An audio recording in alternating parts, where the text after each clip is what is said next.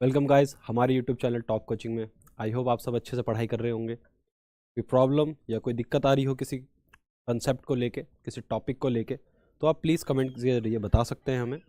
आपका सॉल्यूशन बताया जाएगा, ठीक है। बट गाइस उससे पहले मैं आपको समझाना चाहूँगा कि 9th क्लास में ये जो चैप्टर है आपका वर्क एंड एनर्जी, की इम्पोर्टेंस क्या है। देखिए, अगर आप इस चैप्टर को अच्छे से समझ लेते हैं तो क्लास 11th और क्लास 12th में जो आपके चैप्टर आएंगे उनमें इन कॉन्सेप्ट्स का बहुत यूज़ है। जैसे मान के चलें तो आप जब क्लास 11th में जाओगे तो वहाँ पे वर्क एंड एनर्जी को लेके आपके पास काफ़ी अच्छे खासे कॉन्सेप्ट आएंगे, सामने आएंगे। तो आई होप आप 9th में अगर इनको बहुत अच्छे से समझ लेते हैं तो 11th में आपको दिक्कत नहीं आएगी और क्लास 12th में भी आपको दिक्कत नहीं आएगी। हेलो केवी क्लास, ये डब्ल्यू क्लास, कैसे हैं बच्चा? तो मैं यहाँ आपको समझा रहा था इंपॉर्टेंस वर्क एंड एनर्जी की।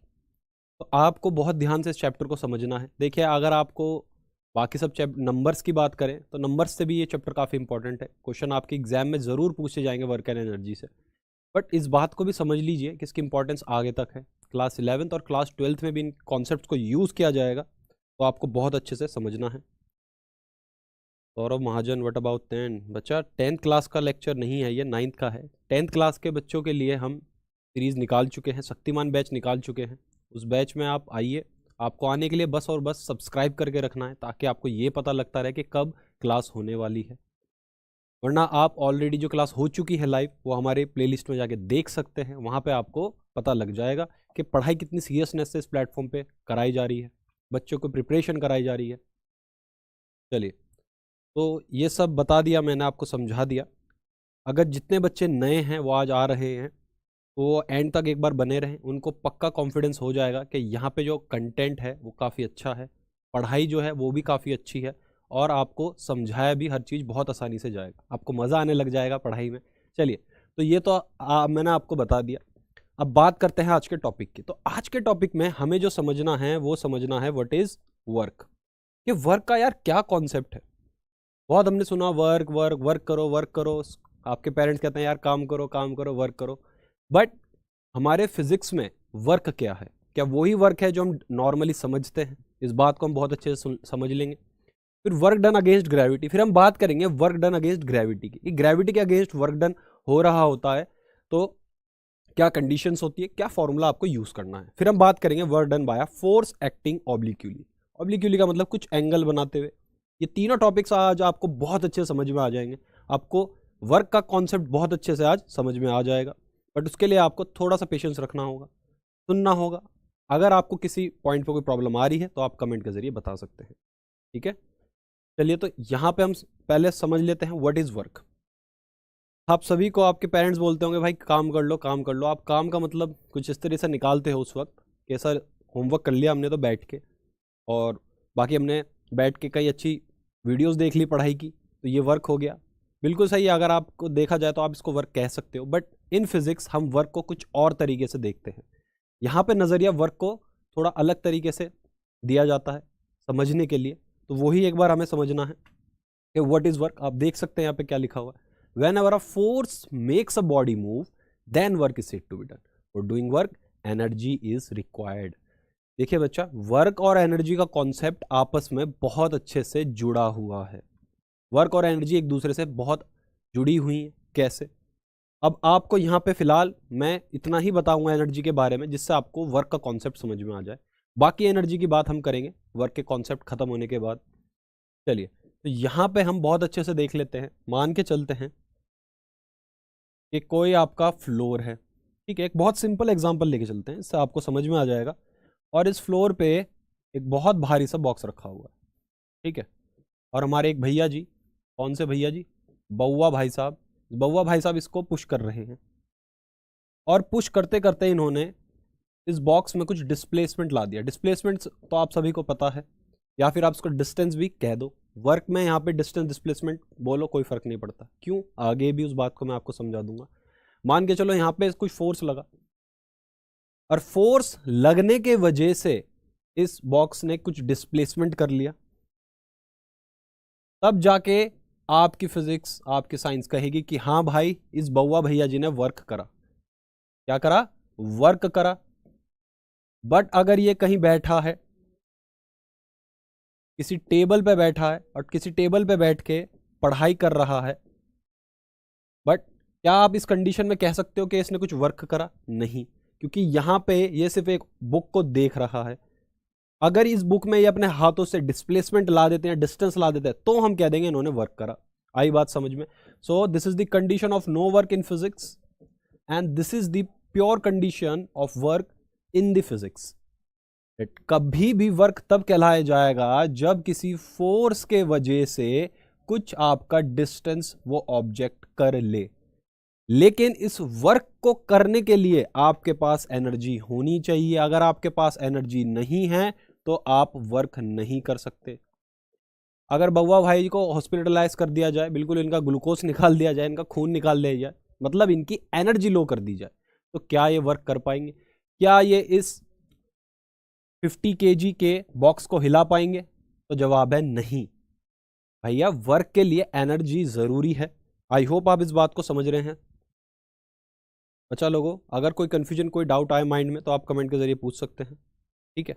चलिए, तो ये मैंने आपको बहुत अच्छे से समझा दिया कि वर्क के लिए एनर्जी जरूरी है, ठीक है? चलिए, आई होप आप अच्छे से समझ गए हैं कि यहाँ पे वर्क का क्या कॉन्सेप्ट है।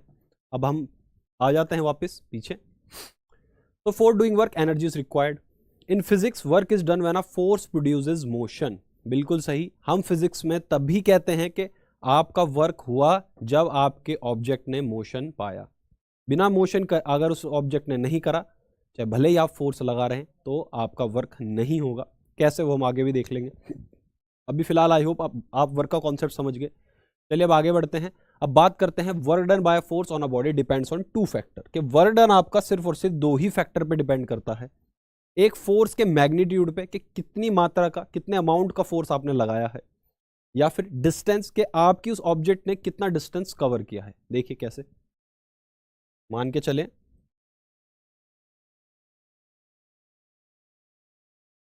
आपका कोई बॉक्स है, हैवी बॉक्स है, मान लिया 50 kg का कोई बॉक्स है, और इस पे आप हिलाने के लिए फोर्स लगा रहे हैं। मान के चले 100 न्यूटन का आपने इस पे फोर्स लगाया, और फोर्स लगाने के बाद इसने कुछ डिस्प्लेसमेंट, कुछ डिस्टेंस कवर कर लिया, मान के चले 10 मीटर का। तो यहां पे आप वर्क कैसे कैलकुलेट करोगे? सिंपल है कि work is equals to F into S. मतलब कि आपका जो वर्क है वो डायरेक्टली प्रोपोर्शनल है आपके फोर्स पे। मतलब जितना आप फोर्स का अमाउंट बढ़ाओगे, वर्क का भी उतना ही अमाउंट बढ़ जाएगा। समझना इस बात को बहुत अच्छे से।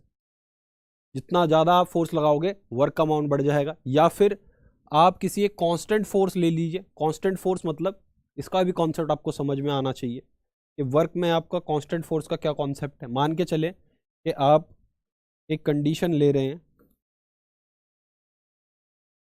कंडीशन में आप क्या क्या सजेशन ले रहे हैं? ये कि मान के चले अगर कोई बॉक्स है और उस पर आप फोर्स लगा रहे हैं सेम 100 न्यूटन का, बट इस टाइम जो आपका डिस्प्लेसमेंट हुआ है वो हुआ है 100 मीटर। तो आप देख सकते हैं क्या कि कुछ चीज इन दोनों में कॉमन है, बट कुछ डिफरेंस है।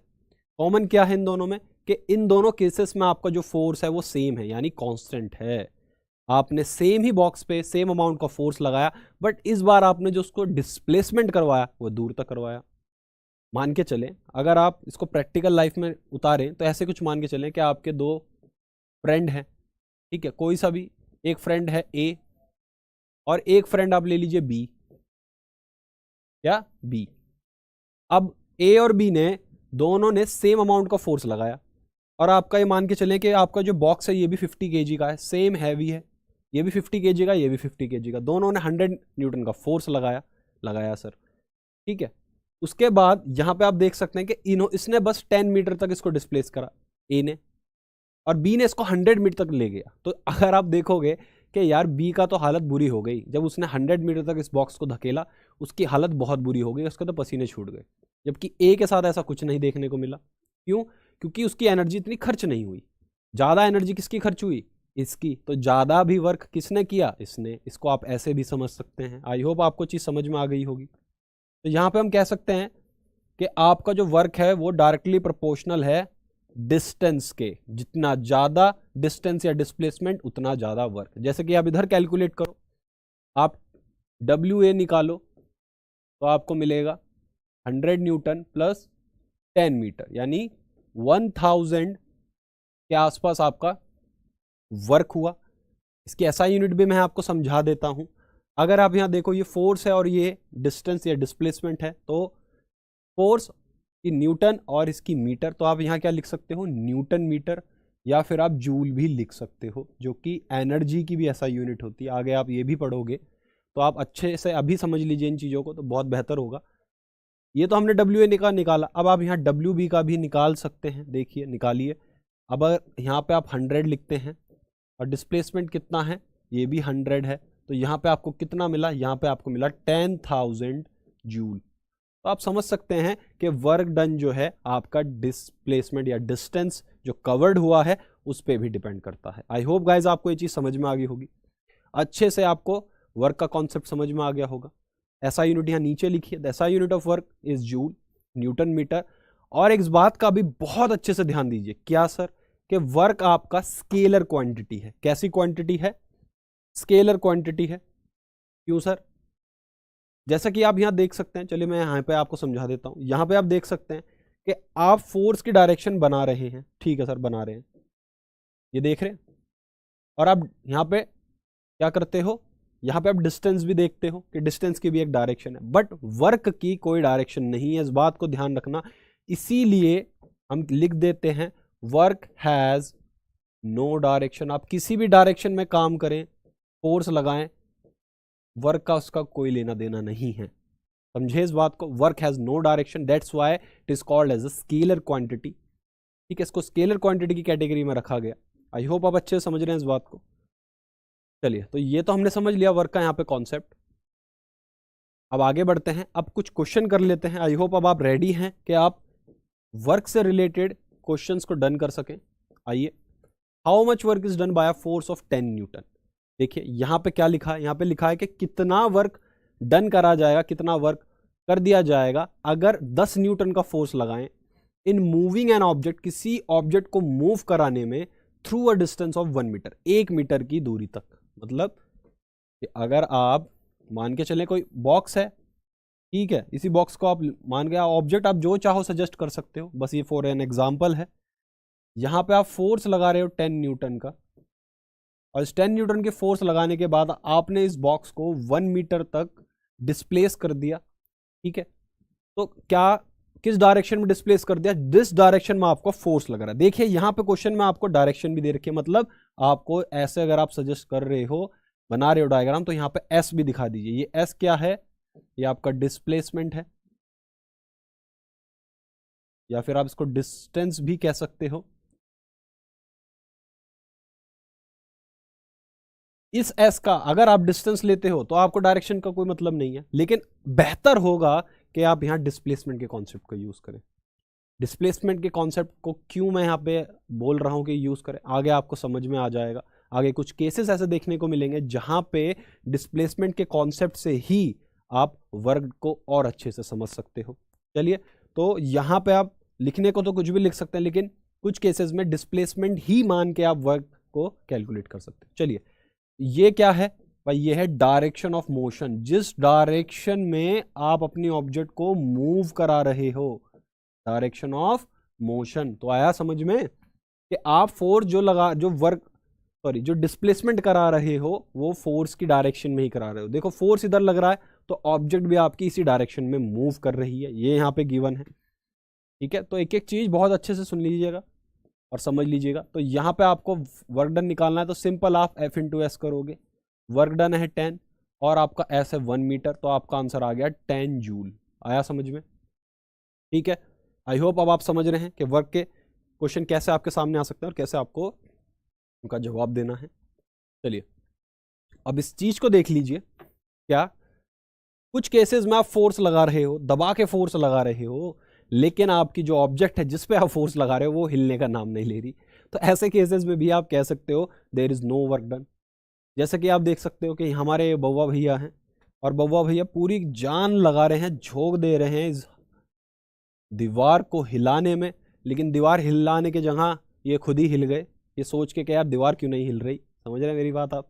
तो यहाँ पे हम कह सकते हैं देयर इज नो डिस्टेंस और displacement, so S is 0, S is equals to 0। और हम यहाँ पे अगर इसको अप्लाई करें W is equals to F into S में, मैथमेटिकली देखें तो आप अगर फोर्स मान के चलो कि ये फोर्स काफ़ी अच्छे ग्रेट अमाउंट का फोर्स लगा रहे हैं, ये लगा रहे हैं 900 न्यूटन के आसपास का फोर्स, ऐसा मान के चल रहे हैं, तो यहाँ पे आप ले लो 900, बट क्या फ़ायदा अगर देर इज नो डिस्टेंस और displacement, so work done is 0। तो कुछ कंडीशंस ऐसी भी हो सकती हैं कि आपका फोर्स तो लग रहा है ऑब्जेक्ट पे, बट डिस्टेंस या डिस्प्लेसमेंट ना होने के कारण से वर्क डन नहीं होगा। क्या ये बात समझ में आई आपको?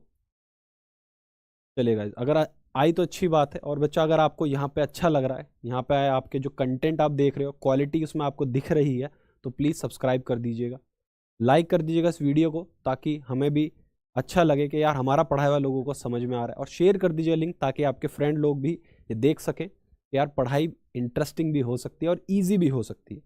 ठीक है, चलिए, तो ये हमने बहुत अच्छे से देख लिया एक एग्जाम्पल और देख लेते हैं कि एक आदमी है भाई, बहुत भारी भारी वजन अपने पे उठा के बैठा है। देख सकते हैं आप कितने भारी भारी बॉक्सेस हैं इसके ऊपर, ब्रीफ केस हैं काफ़ी बड़े बड़े, देख सकते हैं आप। तो अगर ऐसा ये कर रहा है तो क्या वर्क डन हो रहा है? भाई कुछ लोग इसको दूर से देख के कहेंगे ये तो बहुत मेहनती आदमी है भाई, बहुत काम कर रहा है। लेकिन अगर हम इसको साइंटिस्ट के हाथ में दे दें, इसको नापने का हिसाब, क्या नापने का हिसाब कि भाई आदमी काम कर रहा है या नहीं, तो मान के चलो इसको दो आदमी देख रहे हैं, कौन? दो पर्सन इसको ऑब्जर्व कर रहे हैं। एक है नॉर्मल मैन, आपके और हमारे जैसा, और एक है भैया हर वक्त साइंस को लगाने वाला, यानी साइंटिस्ट। ठीक, एक साइंटिस्ट है और एक आपका मैन है, नॉर्मल मैन है। तो वो क्या देखेगा भैया? वो मैन तो यही बोलेगा कि ये जो बंदा है वो वर्क कर रहा है। बट आपका क्या यहाँ पे, जैसे अगर साइंटिस्ट की बात करें तो वो क्या बोलेगा? वो सिंपल बोलेगा बच्चा यहाँ पे नो वर्क, नो डिस्टेंस और डिस्प्लेसमेंट, तो नो वर्क। आई होप आप इस बात को समझ रहे हैं। समझ गए आप? अच्छी बात है, अगर समझ गए तो बहुत अच्छी बात है। फटाक से बता दीजिए कि आपको ये बात समझ में आई कि कुछ केसेस में आप फोर्स लगा रहे हो बट डिस्टेंस या डिस्प्लेसमेंट ना होने के कारण से वहां पे कह दिया जाएगा कि there is no work. I hope आप इस बात को समझ रहे हैं और आप हर्ट नहीं होंगे कि अगर आपको कभी कोई कह दे इस टाइप की कंडीशन में आप कुछ कर रहे हैं और कह दे कि आप काम नहीं कर रहे, तो बुरा मत मानना, उसका वहाँ पे कहने का नज़रिया थोड़ा सा अलग है। आई होप आप इस बात को अच्छे समझ गए होंगे। चलिए, तो अब हम आगे बढ़ते हैं। अब हम बात करते हैं वर्क डन अगेंस्ट ग्रेविटी, कि ग्रेविटी के अगेंस्ट आप कैसे काम करते हो और उसके लिए क्या फॉर्मूला आपको दिया जाता है। चलिए समझते हैं। मान के चलें कि कोई एक पर्सन है और वो फट फट फट फट फट फटाक से एक के बाद एक स्टेयर्स चढ़ता जा रहा है, जैसा कि आप यहाँ देख रहे हैं, एक के बाद एक स्टेयर चढ़ता जा रहा है। तो यहाँ पे आप देख सकते हो कि यार ये कुछ हाइट पे था, मान के चले H1, और अब ये पर्सन कुछ यहाँ तक पहुँच गया, और आप मान के चलो कि ये जो हाइट है ये है H2। ठीक, तो यार डिस्प्लेसमेंट तो हम यहाँ पे कुछ अलग तरीके से देख रहे हैं। ये इस केस में आप अगर वर्क डन देखोगे तो मैं प्लीज आपको समझा रहा हूँ कि अगर अगेंस्ट द ग्रेविटी वर्क हो रहा है तो आप ये normal formula W equals to F into S लगाओगे। चलो लगा दिया, लेकिन इसको आप किसी और तरीके से समझोगे। कैसे? मैं समझाता हूँ आपको कैसे। देखिए, एग्जाम्पल के तरीके से मैं आपको समझा सकता हूँ। जैसे कि आप देख सकते हैं कि ये पर्सन आपका एक के बाद एक स्टेयर्स चढ़ता जा रहा है, तो ये कुछ हाइट गेन कर रहा है। तो इसी के कॉन्सेप्ट को लगा के आपको वर्क डन समझना है। कैसे? आइए मैं समझा देता हूँ। ठीक है, अगर कभी भी आपका अगेंस्ट द ग्रेविटी वर्क हो रहा है, मान के चले एक आपका नीचे कोई बॉक्स रखा है, एक हैवी सा बॉक्स रखा है, ठीक है, और इस बॉक्स को हमारे बउआ भैया जी ने उठा लिया अपने सर पे। कहाँ उठा लिया? अपने सर पे उठा लिया। देख लेते हैं कैसे उठा लिया। यहाँ पे आप देख सकते हैं, ये मान के चले 50 kg का, काफ़ी हैवी है, और बउआ भैया जी ने इसको बाहुबली बन के अपने ऊपर उठा लिया ऐसे करके। तो ये नीचे से इसको उठा रहे थे, तब की बात हो रही है कि नीचे से आपका ये बॉक्स अब ऊपर जा रहा है। इसी को आप डिस्टेंस और डिस्प्लेसमेंट समझ लोगे। यहाँ पे समझ रहे हो क्या बात हो रही है? कि यहाँ पे यही आपका क्या हो जाएगा? डिस्टेंस हो जाएगा। वो हाइट अबव द ग्राउंड ही आपकी डिस्टेंस और डिस्प्लेसमेंट कहला दी जाएगी। समझ रहे हैं? ये क्या है आपका ग्राउंड है। एच क्या है आपका, एच आप ऐसे भी समझ सकते हो डिस्टेंस अबव द ग्राउंड, इस तरीके से आप समझो तो ज्यादा अच्छा है, डिस्टेंस और डिस्प्लेसमेंट अबव द ग्राउंड। समझे मेरी बात को?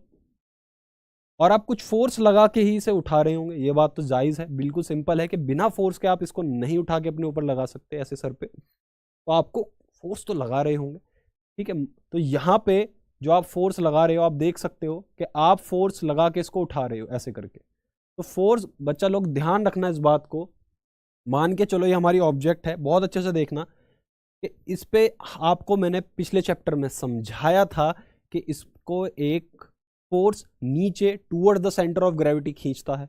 हर एक ऑब्जेक्ट जो हमारी अर्थ पे है उसको एक force toward the centre of the earth खींचता है। उसी फोर्स को हम वेट बोल देते हैं। क्या बोल देते हैं? वेट। आई होप आपको ये याद होगा अच्छे से, which is equals to m into g. जी क्या है यहाँ पे? एक्सेलरेशन ड्यू टू ग्रेविटी है। आई होप आप इस चीज़ को समझ रहे हैं कि इस फॉर्मूले तक हम कैसे पहुंचे। जो बच्चे छोड़ चुके हैं पिछले कॉन्सेप्ट, प्लीज़ उन वीडियोस को एक बार जाके देख लीजिए जो मैंने आपके पिछले चैप्टर पे ग्रेविटेशन पे बनाई है। और ग्रेविटेशन को समझने के लिए आपको बिल्कुल सही मोशन और आपका second chapter force and laws of motion भी आना ज़रूरी है, तभी आप यहाँ तक पहुँचेंगे। तो 9th क्लास के बच्चे लोगों के लिए ज़रूरी है कि वो एक एक चैप्टर अच्छे से समझे, तभी उनको सारी चीज़ें समझ में आएंगी। चलिए, तो यहाँ पे आपने कुछ यहाँ पे फोर्स लगाया तभी इसको उठाया। तो ये वेट भी क्या है आपका? फोर्स ही। आप सभी को पता है कि वेट भी क्या है, ये भी एक फोर्स है। क्या है ये एक फोर्स है। आई होप आप इस बात को समझ रहे हैं।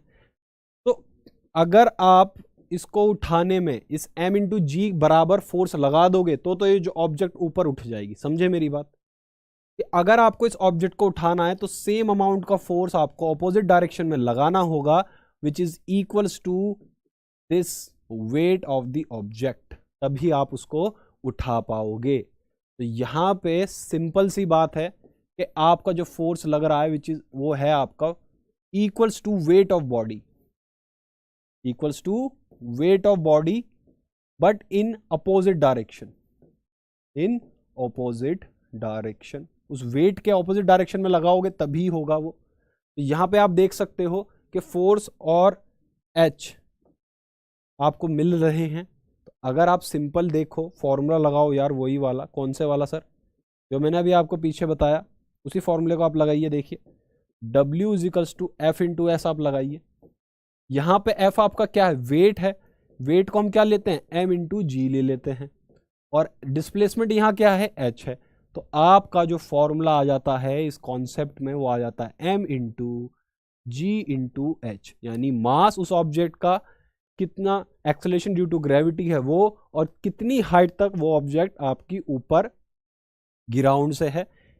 ये तीनों चीज अगर आपको पता है तो आप वर्क डन निकाल लेंगे। क्या ये बात समझ में आई आप सभी के? अगर आई तो बहुत अच्छी बात है। अब हम आगे बढ़ सकते हैं, ठीक है। एक बार पीछे, एक बार स्लाइड पे आगे देख लेते हैं। Whenever work is done against gravity, the amount of work done is equal to the product of the weight of the body and the vertical distance through which the body is lifted. समझे? I hope आप समझ रहे हैं कि आपको इस type की condition में किस तरीके से वर्क डन कैलकुलेट करना है। चलिए अब कुछ क्वेश्चन देख लेते हैं। आइए इस क्वेश्चन को डन करते हैं और अच्छे से समझ लेते हैं कि इन कॉन्सेप्ट पे न्यूमेरिकल किस टाइप के आपसे पूछे जा सकते हैं। Calculate the work done in lifting 200 kg of water, okay, through a vertical height of 6 metre. अगर मैं इसके लिए आपको 200 kg of water, okay, through a vertical height of 6 metre मान के चले। अगर इसका आपको डायग्राम बनाना है, वैसे नॉर्मली भी ये कैलकुलेट हो जाएगा, लेकिन थोड़ा अच्छे से अगर हम समझे, मान के चले किसी एक पाइप से, जिस समरसेबिल आपके घर सभी में, सबके घर में होगी, आप उस पाइप से पंप के जरिए 200 किलो पानी को ऊपर लेके आ रहे हैं, और जो ये हाइट है ये है 6 मीटर की। समझे? यानी पानी धीरे धीरे नीचे से ऊपर आ रहा है, तो आप work done against the gravity करवा रहे हो। वो बात अलग है कि मशीन के द्वारा करवा रहे हो, उस बात से इनको कोई मतलब नहीं है। सिंपल आपको समझा दिया क्या, कि आपके 200 किलो पानी को एक वर्टिकल हाइट से ऊपर डिस्प्लेस करा जा रहा है 6 मीटर की, डिस्टेंस है, और यहाँ पे बोला गया है कि अज्यूम करो कि जी जो आपका है वो आपका 10 मीटर पर सेकेंड स्क्वायर है। सिंपल सी बात है। तो आपको तीनों चीज दे रखी है, एम दे रखा है, जी दे रखा है, एच दे रखा है। बोलो कैसे? एम आपको दे रखा है 200 kg, जी आपको अज्यूम करने को बोला that it is equal to 10 into metre per second square, और एच आपको 6 मीटर। तो आइए लगाइए और बताइए कितना आंसर आ रहा है। W is equals to M into G into H आप करेंगे। एम आपको यहाँ पे दिख रहा है 200, जी है 10 और ये है 6, 6 2 12, बाकी तो जीरो है, 1 2 3, 1 2 3 जूल्स, या फिर आप न्यूटन मीटर भी लिख सकते हैं। आपने बहुत आसानी से इस चीज़ को कैलकुलेट कर लिया, बट कॉन्सेप्ट आपको पता होना चाहिए, समझ में आना चाहिए, ताकि आप जब हायर स्टडीज़ करेंगे, 11th में जाएंगे, 12th में जाएंगे, तो वर्क डन वहाँ पे आपको प्रॉब्लम ना दे। चलिए बच्चा लोग, आई होप आप इस चीज़ को समझ गए। अब आगे बढ़ते हैं और एक और क्वेश्चन कर लेते हैं कि कुछ टिपिकल क्वेश्चंस कैसे बनाए जा सकते हैं आपके स्टैंडर्ड पे। आइए देखते हैं। बोला है car weighing 1000 kg and travelling at 30 metre per second. चलिए इसके लिए हम क्या करते हैं भाई, कि डायग्राम बना लेते हैं ताकि इजीली हमें समझ में आ जाए। ध्यान दीजिएगा कि क्वेश्चन में आपको नहीं बोला गया कि आप डायग्राम बनाओ, डायग्राम आप बनाएंगे फिर भी, क्यों? ताकि आपको कॉन्सेप्ट में उलझन ना हो। मान के चले यहाँ से कार शुरू हुई और कुछ डिस्प्लेसमेंट तो उसने करा ही होगा, ठीक है। चलिए अब यहाँ पे क्या लिखा हुआ है, अ कार वेइंग 1000 kg। मान के चले कार है, उसका मास है 1000 kg, कितना? 1000 किलो की आपकी गाड़ी है। काफ़ी भारी दिख रही है भाई, महंगी भी होगी शायद और 30 मीटर पर सेकंड से आपके आगे बढ़ रही है, यानी u आपकी इनिशियल स्पीड आपको दे दिया, it is equals to 30 metre per second. Stop at a distance of 50 metre, और 50 मीटर की दूरी वो तय करके रुक जाती है, D accelerating uniformly D accelerate हो जाती है। क्या मतलब? क्या आपके 1000 किलो की गाड़ी है, वो 30 मीटर पर सेकंड की स्पीड से आगे बढ़ रही है और 50 मीटर कवर करते ही वो रुक जाती है। यानी मान के चलो कि यहाँ पे आपकी जो कार है वो रुक गई, सॉरी, तो यहाँ पे आपका जो फाइनल वेलोसिटी होगी वो क्या होगी? वो 0 होगी। समझे?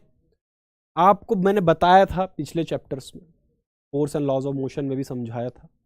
क्या क्या समझाया था? कि आपकी जब कार ब्रेक मारेगी, तो कार जब ब्रेक मारती है तो एक एक्सटर्नल क्या हो रहा है, फोर्स लग रहा है आपके कार पे, है तो सिस्टम इंटरनली, लेकिन आपके इंजन के फोर्स की वजह से आगे बढ़ रही है और ब्रेक के फोर्स की वजह से ये रुकेगी। सिंपल सी बात है।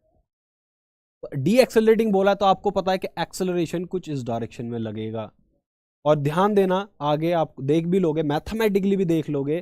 क्या देख लोगे? चलो जब आएगा तब बताऊंगा कि आपका एक्सेलरेशन यहाँ पे बोला है डी एक्सेलरेटिंग है, यानी एक्सेलरेशन आपका इस डायरेक्शन में है, ब्रेक लग रहे हैं तो आपकी स्पीड धीरे धीरे धीरे धीरे घट रही है, तो इसलिए एक्सेलरेशन इस डायरेक्शन। तो हम फटाक से इस बात को समझ लेते हैं। क्या क्या इसमें पूछा गया है, what is the work done by the brakes और what is the force exerted on it by the brakes. यहां पे आपको फोर्स भी निकालना है जो ब्रेक ने लगाए। क्या निकाला?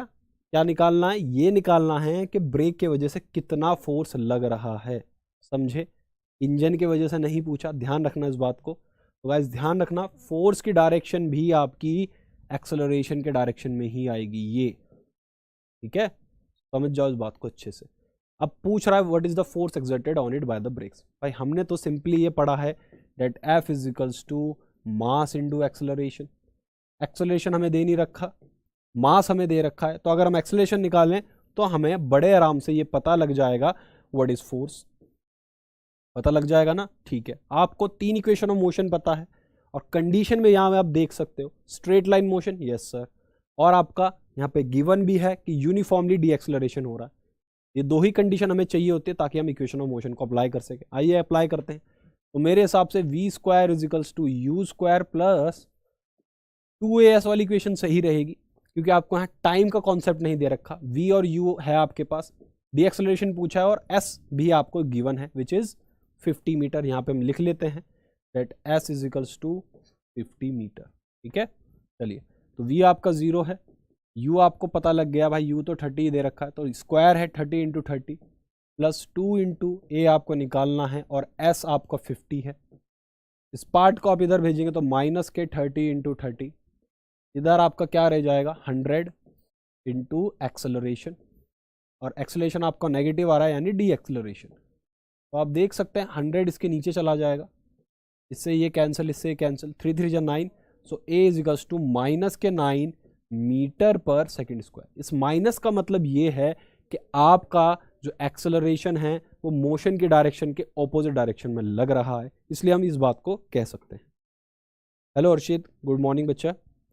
क्या आपको ये चीज़ें समझ में आ रही हैं? क्या आपको ये समझ में आ रहा है कि कैसे हमें वर्क डन के कॉन्सेप्ट को न्यूमेरिकल में अप्लाई करना है? फोर्स का कॉन्सेप्ट भी आपको समझ में आना चाहिए, तभी आप इस टाइप के न्यूमेरिकल्स को कर पाएंगे। चलिए, तो एक्सेलरेशन हमारा आ गया भाई, हमारा ए आ गया माइनस के 9 मीटर पर सेकेंड स्क्वायर। ठीक है, अब तो हम फोर्स निकाल लेंगे। आई होप आप समझ रहे हो कि आपको कोई दिक्कत नहीं आनी चाहिए इस टाइप के न्यूमेरिकल्स में, कॉन्सेप्ट आपका क्लियर होना चाहिए। चलिए, तो अब हम यहाँ पे फोर्स निकाल रहे हैं, तो हम क्या करेंगे, m इंटू ए करेंगे। मास आपका गिवन है 1000 kg और ए आपका -9, एफ आपका कितना आ जाएगा माइनस के 9000 न्यूटन आ जाएगा। और बच्चा गलती से भी ऐसा यूनिट में गड़बड़ मत कर देना, काफ़ी बच्चों को देखा है मैंने भाई, वर्क डन और फोर्स का जब कॉन्सेप्ट चल रहा है तो फोर्स कई बार जूल में लिख देते हैं। इस टाइप की गलती मत करना, कुछ मार्क्स काट दे जाएंगे आपके। ओके, आप स्कूल से आए हैं, ओके, अच्छी बात है। ये बताइए हर्षित, क्या आपको अच्छे से समझ में आ रहा है जो मैं आपको पढ़ा रहा हूँ? वर्क का कॉन्सेप्ट क्या आपको अच्छे समझ में आया? क्या आपको ये पता लगा कि कैसे आपको इस टाइप के न्यूमेरिकल करने हैं? अब देखिए, आप यहाँ पे आपको एफ पता लग गया, तो अब आप वर्क डन भी निकाल सकते हैं। Work done is equals to F into S होता है। ठीक है, एफ आपके पास है, एस भी आप निकाल सकते हैं। तो आप देख लीजिए यहाँ पे क्या, लेकिन यहाँ पे ध्यान रखिएगा कि आपका जो फोर्स है वो इस डायरेक्शन में लग रहा है, समझना इस बात को। तो आप यहाँ लिख सकते हो डेट फोर्स कितना है, अभी आपने निकाला माइनस के 9000 और एस आपका कितना है 50, तो 9 5 जब 45। ठीक है, तो ये माइनस का आया, समझ रहे हैं? माइनस का क्या मतलब है कि आपका वर्क डन भी अगर आप डायरेक्शन लेते, डायरेक्शन की बात होती, तो वर्क डन भी कुछ इस तरीके का आ रहा होता, इस डायरेक्शन में लग रहा होता। समझे मेरी बात को? बट वर्क डन एक स्केलर क्वांटिटी है, तो इसीलिए मैथमेटिकली भी आप इस बात को ध्यान रखना कि आप फोर्स को पॉजिटिव लेके चलोगे, ध्यान रखना इस बात को। ठीक है, तो यहाँ पे आप देख सकते हैं 1 2 3 4, तो 10 की पावर 4 और ये आया आपका जूल में, तो ये आपका वर्क डन हो गया। क्या ये बात समझ में आई सभी बच्चों को? बच्चा, क्या आपको कॉन्सेप्ट समझ में आया बड़े अच्छे से? हाँ बच्चा, ग्रेविटेशन हो गया है, इसलिए आज आपका जो वर्क एंड एनर्जी पे पहला लेक्चर है, ठीक है, आपका ग्रेविटेशन बहुत अच्छे से करा दिया था मैंने। अगर उसमें आपको कोई कन्फ्यूजन, कोई डाउट आए, तो आप हमारे नीचे डिस्क्रिप्शन में जाके टेलीग्राम के लिंक को एक बार देख लीजिए, वहाँ पे सब्सक्राइब कर दीजिए, और डाउट सॉल्विंग वाले जहाँ पे आप अपने डाउट्स डाल सकते हो। मैं चेक करता रहता हूँ, जब भी मुझे दिखेगा तो मैं आपको उस डाउट का सॉल्यूशन बता दूंगा। ठीक है, चलिए, तो हर्षित और कोई प्रॉब्लम हो तो प्लीज़ बता दीजिएगा। बच्चा, अगर आप नए हो तो प्लीज़ एक बार सब्सक्राइब जरूर कर दीजिए हमारे चैनल को, ताकि आपको हर क्लास का रेगुलर नोटिफिकेशन मिलता रहे। शेयर कर देना अपने फ्रेंड्स पे, ताकि वो भी क्लास ज्वाइन कर सके जब आप कर रहे हो, तो एक फनी माहौल बन जाएगा, मज़ा आएगा आपको भी। और लाइक कर दीजिएगा अगर आपको मेरे पढ़ाने का तरीका समझ में आ रहा है। ठीक है, चलिए बच्चे, तो यहाँ पे हमने बहुत अच्छे से इस कॉन्सेप्ट को समझा और देख लिया कि कैसे हमें इस टाइप के न्यूमेरिकल्स को डन करना है। अब आगे बढ़ते हैं, अब कुछ कॉन्सेप्ट और अच्छे समझ लेते हैं। Work done by force acting obliquely. क्या मतलब है ऑब्लिक्यूली का? ऑब्लिक्यूली का मतलब है कि कुछ एंगल बनाते हुए चले। अभी आपको इस बात का समझ में आ जाएगा क्या मैं कहना चाह रहा हूं। जैसे कि आप देख सकते हैं, एक पर्सन है, वो अपने इस सूटकेस को ऐसे रोल करते हुए लेके चल रहा है, तो यहां पे आप देख सकते हैं कि ये थोड़ा टिल्ट है, ये सूटकेस आपका टिल्ट है, तो मतलब यहां पे आपका जो वर्क लग रहा है वो आपके फोर्स के डायरेक्शन, जो आपका वर्क लग रहा है वो फोर्स का डायरेक्शन और डिस्प्लेसमेंट का डायरेक्शन सेम नहीं है।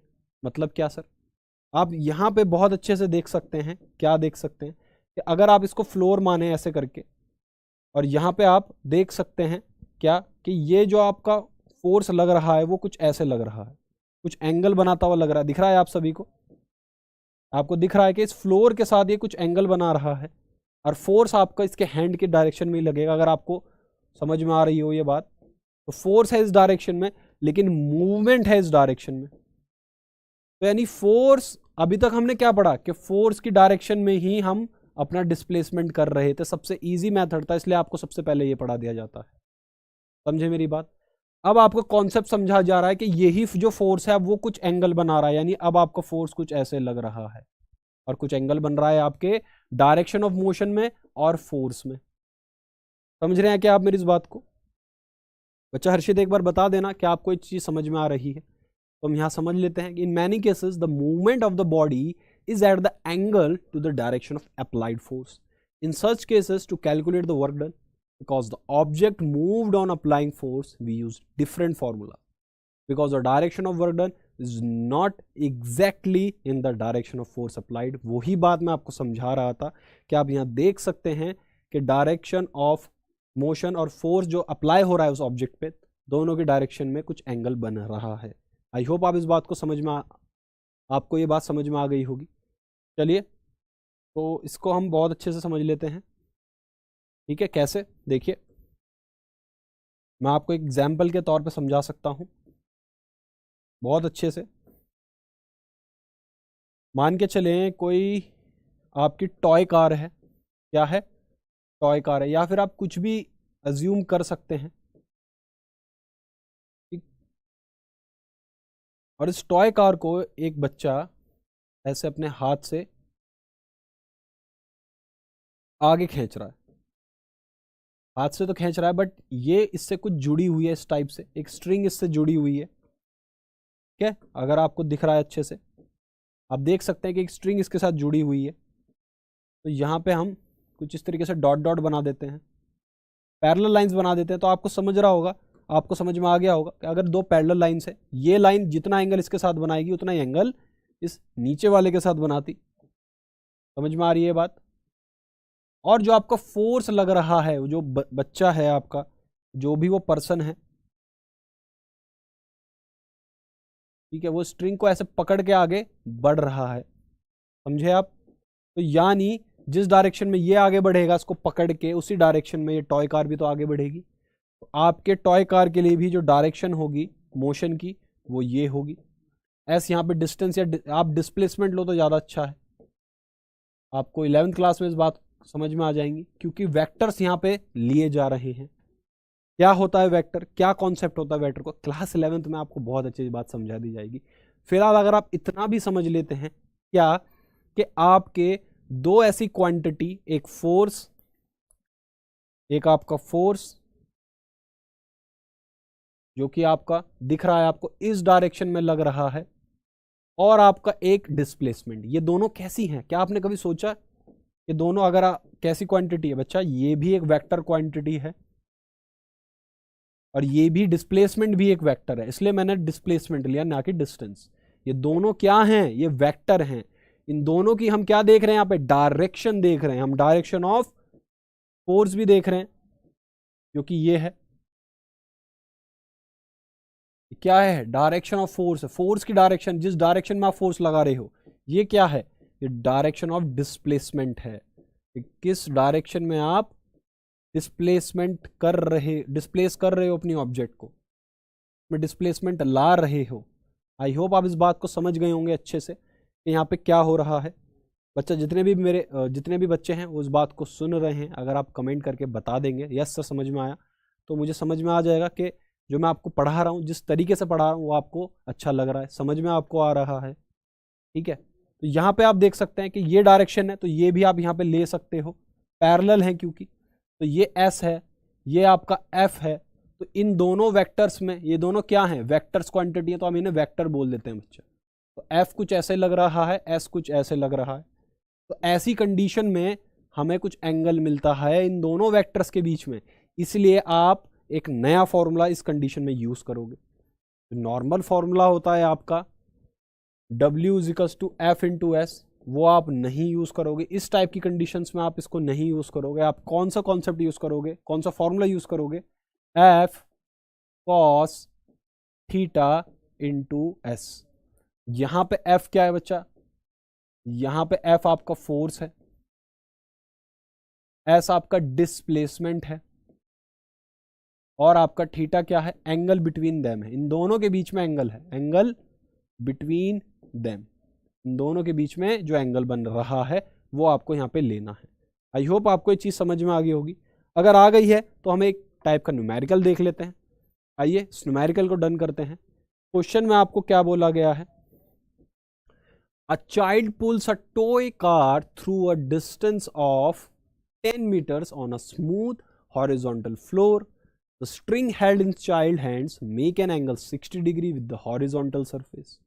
If the force applied by the child be 5 Newton, calculate the work done by the child in pulling the toy car. यहाँ पे आप जो मैंने पिछला ये बना रखा है इसी में मैं आपको समझा सकता हूँ। क्या इस क्वेश्चन में बोला गया, इस क्वेश्चन में बोला गया कि एक बच्चा है वो एक टॉय कार को अपने हाथ से, जो एक स्ट्रिंग है उस स्ट्रिंग को पकड़ के एक टॉय कार को आगे मूव कर रहा है। तो जो वो फोर्स लगा रहा है इस टॉय कार को आगे मूव कराने में, उस फोर्स की वैल्यू आपको दे रखी है 5 न्यूटन, और जो डिस्प्लेसमेंट इसने करा रखा है वो करा रखा है 10 मीटर, और बच्चा जो एंगल है उन दोनों में वो दे रखा है 60 डिग्री। समझे कि आपका यहाँ पे जो एंगल है ये 60 डिग्री बन रहा है।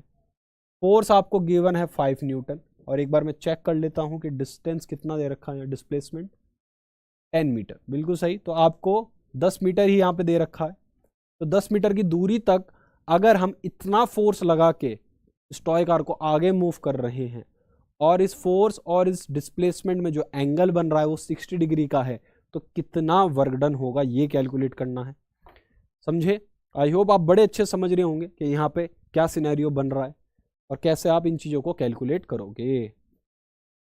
अगर आप इसी क्लास में इसको कॉन्सेप्ट को बहुत अच्छे समझ जाते हो तो मैं पूरी गारंटी से कह सकता हूँ कि आपको आगे दिक्कत नहीं आएगी। बच्चा ध्यान रखना, 11th और 12th में आप वर्क डन के कॉन्सेप्ट को ऐसे एकदम से पकड़ लोगे, ठीक है। चलिए, तो फोर्स आपका कितना है, 5 है, 5 न्यूटन है, कॉस 60 डिग्री, और एस आपका यानी कितना है, एस है आपका, आप देख सकते हैं विच इज इक्वल्स टू 10। तो यहाँ पे आपको कुछ वैल्यूज हैं ट्रिग्नोमेट्री की जो आपको याद करनी होंगी। मैं आपको कॉस की बता देता हूँ क्योंकि अभी फिलहाल आपको इतना ही जानना है।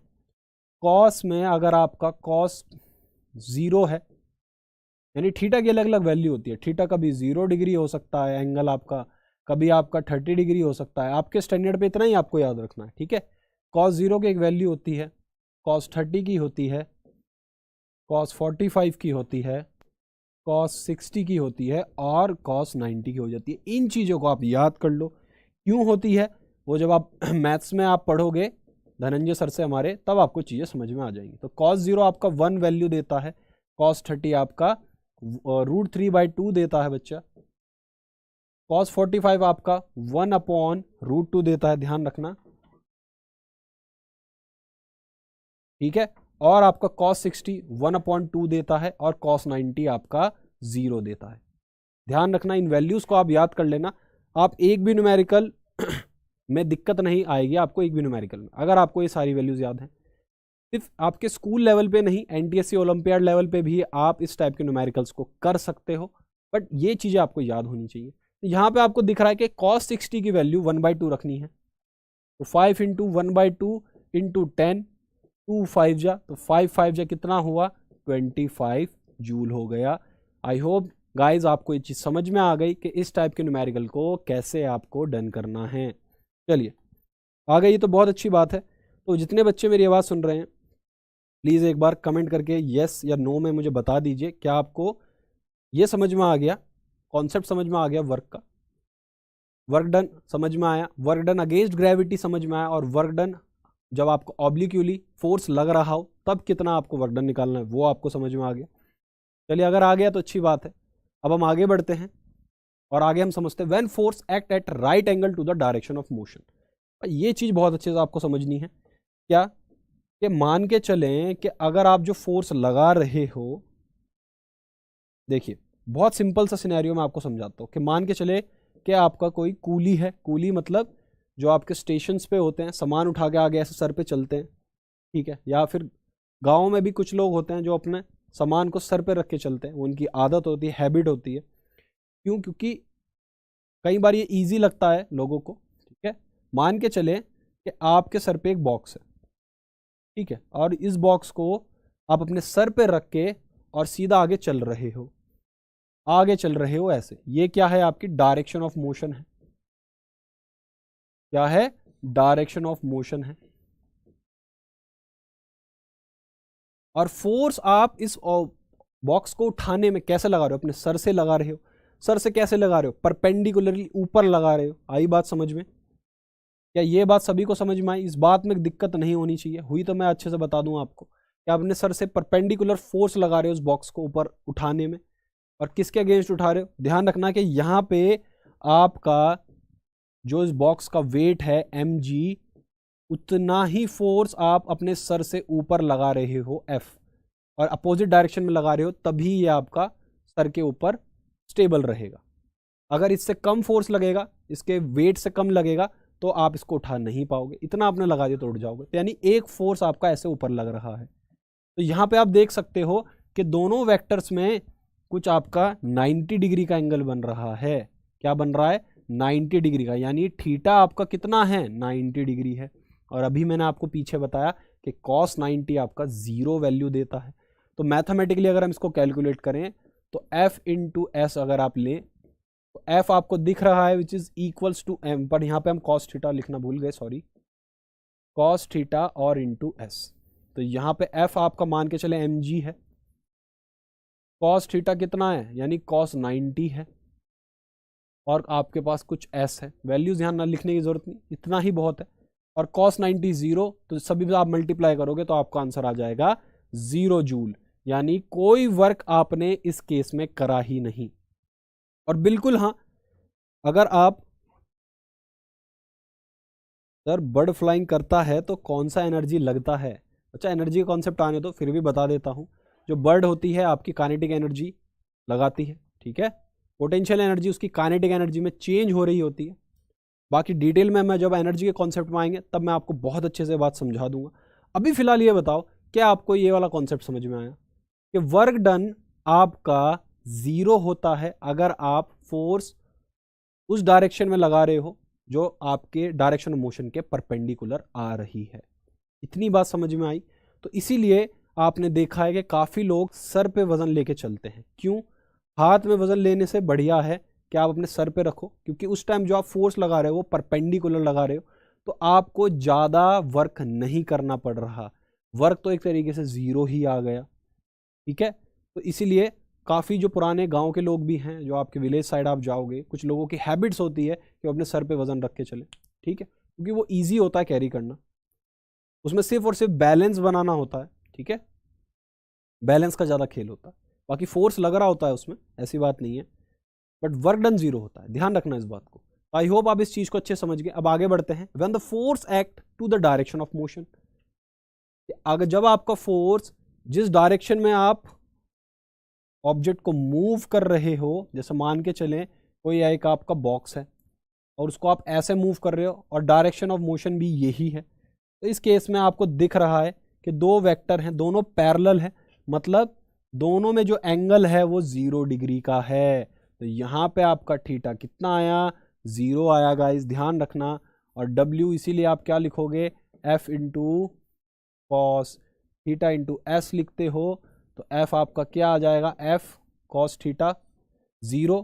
कॉस 0 की वैल्यू कितनी आती है? मैंने भी आपको बताया 1 आती है। इस बात में आप कंफ्यूज मत हो जाना।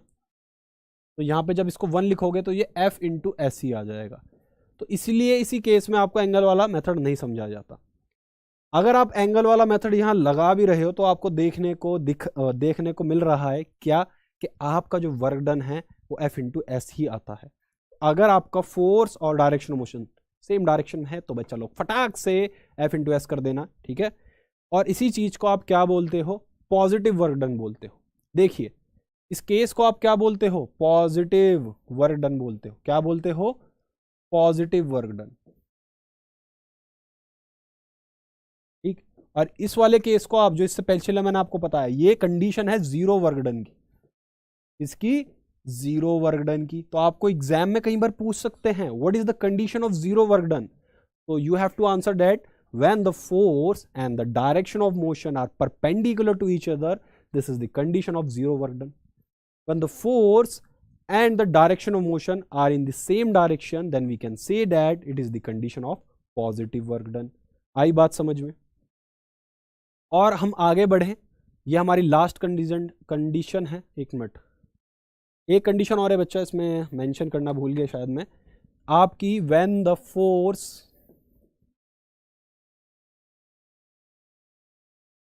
acts opposite to direction of motion,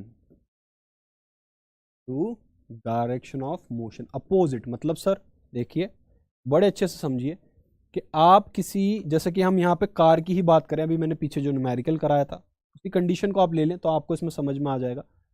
मान लीजिए कोई कार है, फ्यूचरिस्टिक कार बन गई है तो थोड़ा और ये आपकी बढ़िया अच्छी खासी इसका इंजन है, जो इसका इंजन है वो इंजन इसको फोर्स प्रोड्यूस करा रहा है आगे मूव करने में। तो ये जो आप फोर्स देख रहे हैं ये फोर्स इंजन वाला है। आया समझ में? तो जब ब्रेक अप्लाई करते हैं, जब मान के चलो ब्रेक अप्लाई करते हैं, तो ब्रेक अप्लाई जो फोर्स लगाते हैं वो अपोजिट डायरेक्शन में लगाते हैं और ग्रेटर अमाउंट का लगाते हैं ताकि इस वाले फोर्स को ओवरकम कर जाएं और आपकी ऑब्जेक्ट रुक जाए। समझे? तो यहाँ पे आप देख सकते हैं दो टाइप के फोर्स यहाँ पे आपको दिख रहे होंगे। एक इंजन वाला, मैं यहाँ पे लिख देता हूँ फोर्स बाय इंजन, तो थोड़ा कलर डिफरेंट ले लेते हैं, बाय इंजन जो आपका इंजन लगा रहा है, और बाय ब्रेक जो आपके ब्रेक लगा रही है। आया समझ में बच्चा लोगों? कोई प्रॉब्लम आए तो बता देना। और आपका जो डायरेक्शन ऑफ मोशन है आपको दिख रहा है वो एस इस डायरेक्शन में हो रही है। तो अगर आपको दिख रहा है कि ये वाला और फोर्स के बीच में आपको वर्क डन निकालना है तो बच्चा पॉजिटिव वर्क डन, फोर्स की डायरेक्शन और डिस्प्लेसमेंट डायरेक्शन सेम है। बट अगर आपको फोर्स ये है आपके ब्रेक से जो लग रहा है और डायरेक्शन आप देख रहे हो अपोजिट है, तो यहाँ पे आप देख सकते हैं ये दोनों कैसी क्वांटिटी है, वेक्टर क्वांटिटी है बच्चा। इन दोनों की डायरेक्शन एक ही ऐसे है एक ही ऐसे। इनमें अगर आप एंगल निकालो, आप थीटा निकालो तो बैठेगा 180 डिग्री। और एक वैल्यू और जो मैं आपको लिखवा दूं कि कॉस 180 डिग्री की जो वैल्यू होती है बच्चा वो -1 होती है। कितनी होती है? -1 होती है। ये चीज़ें आपको याद करनी पड़ेंगी। कुछ चीज़ें तो रट लो बच्चा, अच्छा रहेगा अभी रट लो, आपको जब समय आएगा आपको चीज़ें भी समझ में आ जाएंगी कि क्यों इन वैल्यूज़ की वैल्यू 1 0 या फिर ऐसी कुछ होती है। ठीक है, वो मैथ्स के सर आपको अच्छे से समझा देंगे, डोंट वरी। तो यहाँ पे हम देख सकते हैं क्या कि आपका जो वर्क डन है वो एफ कॉस 180 डिग्री और इंटू एस है। अब कॉस 180 डिग्री तो -1 यानी एफ इंटू एस। तो this is the condition of negative work done. तो इसलिए हम इसको बोल देते हैं नेगेटिव वर्क डन हो रहा है। यहाँ पे वर्क डन जो हो रहा है उसकी भी अगर आप डायरेक्शन लो तो वर्क डन इधर हो रहा है और डिस्टेंस आपका इधर जा रहा है, लेकिन वर्क डन आपका स्केलर क्वांटिटी होता है, डायरेक्शन की मांग नहीं होती। लेकिन आप अगर देख रहे हो, ऑब्जर्व कर रहे हो तो आपको समझ में आ रहा है कि इस फोर्स के वजह से वर्क डन हो रहा है, तो इसलिए हम यहाँ पे वर्क डन कह सकते हैं नेगेटिव है, क्योंकि ये फोर्स भी आपका opposite to the direction of motion है। क्या ये बात सभी के समझ में आई? भाई सुमित और हर्षित और बाकी जितने बच्चे मेरी आवाज़ सुन रहे हैं, एक बार कमेंट के ज़रिए मुझे बता दीजिए क्या आपको ये कॉन्सेप्ट समझ में आया। भाई आया तो अच्छी बात है। आगे ये रहा पॉजिटिव, नेगेटिव और जीरो वर्क, मैंने आपको बहुत अच्छे से समझा दिया। ठीक है, एक बार और आपको एक चीज़ समझा दूँ भाई, इससे क्वेश्चन बन सकते हैं जब एफ और एस सेम डायरेक्शन में तो पॉजिटिव वर्क डन,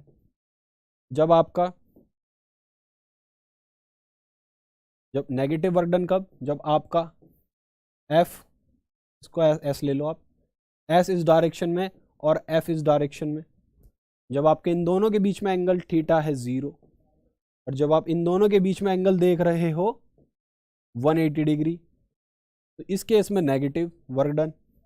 और बच्चे जब आप इन दोनों में देख रहे हो क्या, दोनों में जो एंगल है वो 90 डिग्री का है, एफ इस डायरेक्शन में और एस इस डायरेक्शन में, तब आप इस केस में कह दोगे there is zero work done. तीन कंडीशंस हैं, अच्छे से समझ लो। कॉन्सेप्ट आई होप आपको अच्छे समझ में आ गया होगा, कोई कन्फ्यूजन कोई डाउट नहीं रह गया होगा। अगर स्टिल कोई कन्फ्यूजन कोई डाउट है तो आप कमेंट करके बता सकते हैं, ठीक है। फटाक से बताओ बच्चा, क्या आपको ये चीज़ समझ में आई तो प्लीज़ लाइक शेयर और सब्सक्राइब जरूर कर दीजिएगा, ठीक है। चलिए, तो आज के लेक्चर को हम यहीं तक रखते हैं। आई होप आपको आज के लेक्चर में अच्छे से समझ में आ गया होगा what is the concept of work, क्या है कॉन्सेप्ट वर्क का, क्या क्या कंडीशन हो सकती है जहाँ पे आपको वर्क पूछा जा सके। चलिए गाइज, सो सायोनारा, जल्दी मिलेंगे दोबारा। वेलकम गाइज, मेरे दोस्तों मेरे साथियों हमारे यूट्यूब प्लेटफॉर्म टॉप कोचिंग में। तो क्लास 9 के बच्चा लोग, मैं हूँ विशेष तोमर, आपका फिजिक्स का टीचर। और क्लास 9 के बच्चा सभी अपनी अटेंडेंस लगा दे, जो जो आज क्लास में आए हैं। देख लेते हैं आज कौन कौन क्लास में आया है। सर नमस्कार, जैद रहमत। नमस्कार बच्चा, कैसे हो आप जैद? आई होप आपको अभी तक चीज़ें क्लियर हो गई। ये चैप्टर हमारा चल रहा है वर्क एंड एनर्जी, और प्रीवियस लेक्चर में मैंने वर्क से रिलेटेड आपको सारी चीज़ें बता दी थी, समझा दी थी, और आपको बता दिया था क्या कॉन्सेप्ट होता है वर्क का। आज हम बात करेंगे एनर्जी के कॉन्सेप्ट के ऊपर, देखेंगे कि एनर्जी का क्या कॉन्सेप्ट है, कैसे हमें एनर्जी को समझना है। विद एग्जाम्पल हम एक एक चीज़ को समझेंगे। एनर्जी का और वर्क का कॉन्सेप्ट आपको उलझा सकता है, इसलिए आपको बहुत आराम से समझना होगा, ठीक है। तो पूरे कंसंट्रेशन से सुनिएगा आज के लेक्चर को। तो गाइस स्टार्ट करते हैं और देखते हैं आज के टॉपिक में हमें क्या क्या समझना है। पहले हम बात करेंगे व्हाट इज़ एनर्जी की, कि एनर्जी होता क्या है। फिर एनर्जी समझने के बाद उसके जो दो मेन फॉर्म हैं, जो कि एक काइनेटिक एनर्जी है और एक पोटेंशियल एनर्जी है, जो आपको आपके कोर्स में मिल रही है, जो आपको पढ़नी है, ठीक है। तो हम बहुत अच्छे से समझ लेते हैं कि एक चीज़ को। Hello Nehal, hello. चलिए, आई होप आप ज़्यादा लेट नहीं आए नेहल, अभी हमने जस्ट स्टार्ट ही किया है।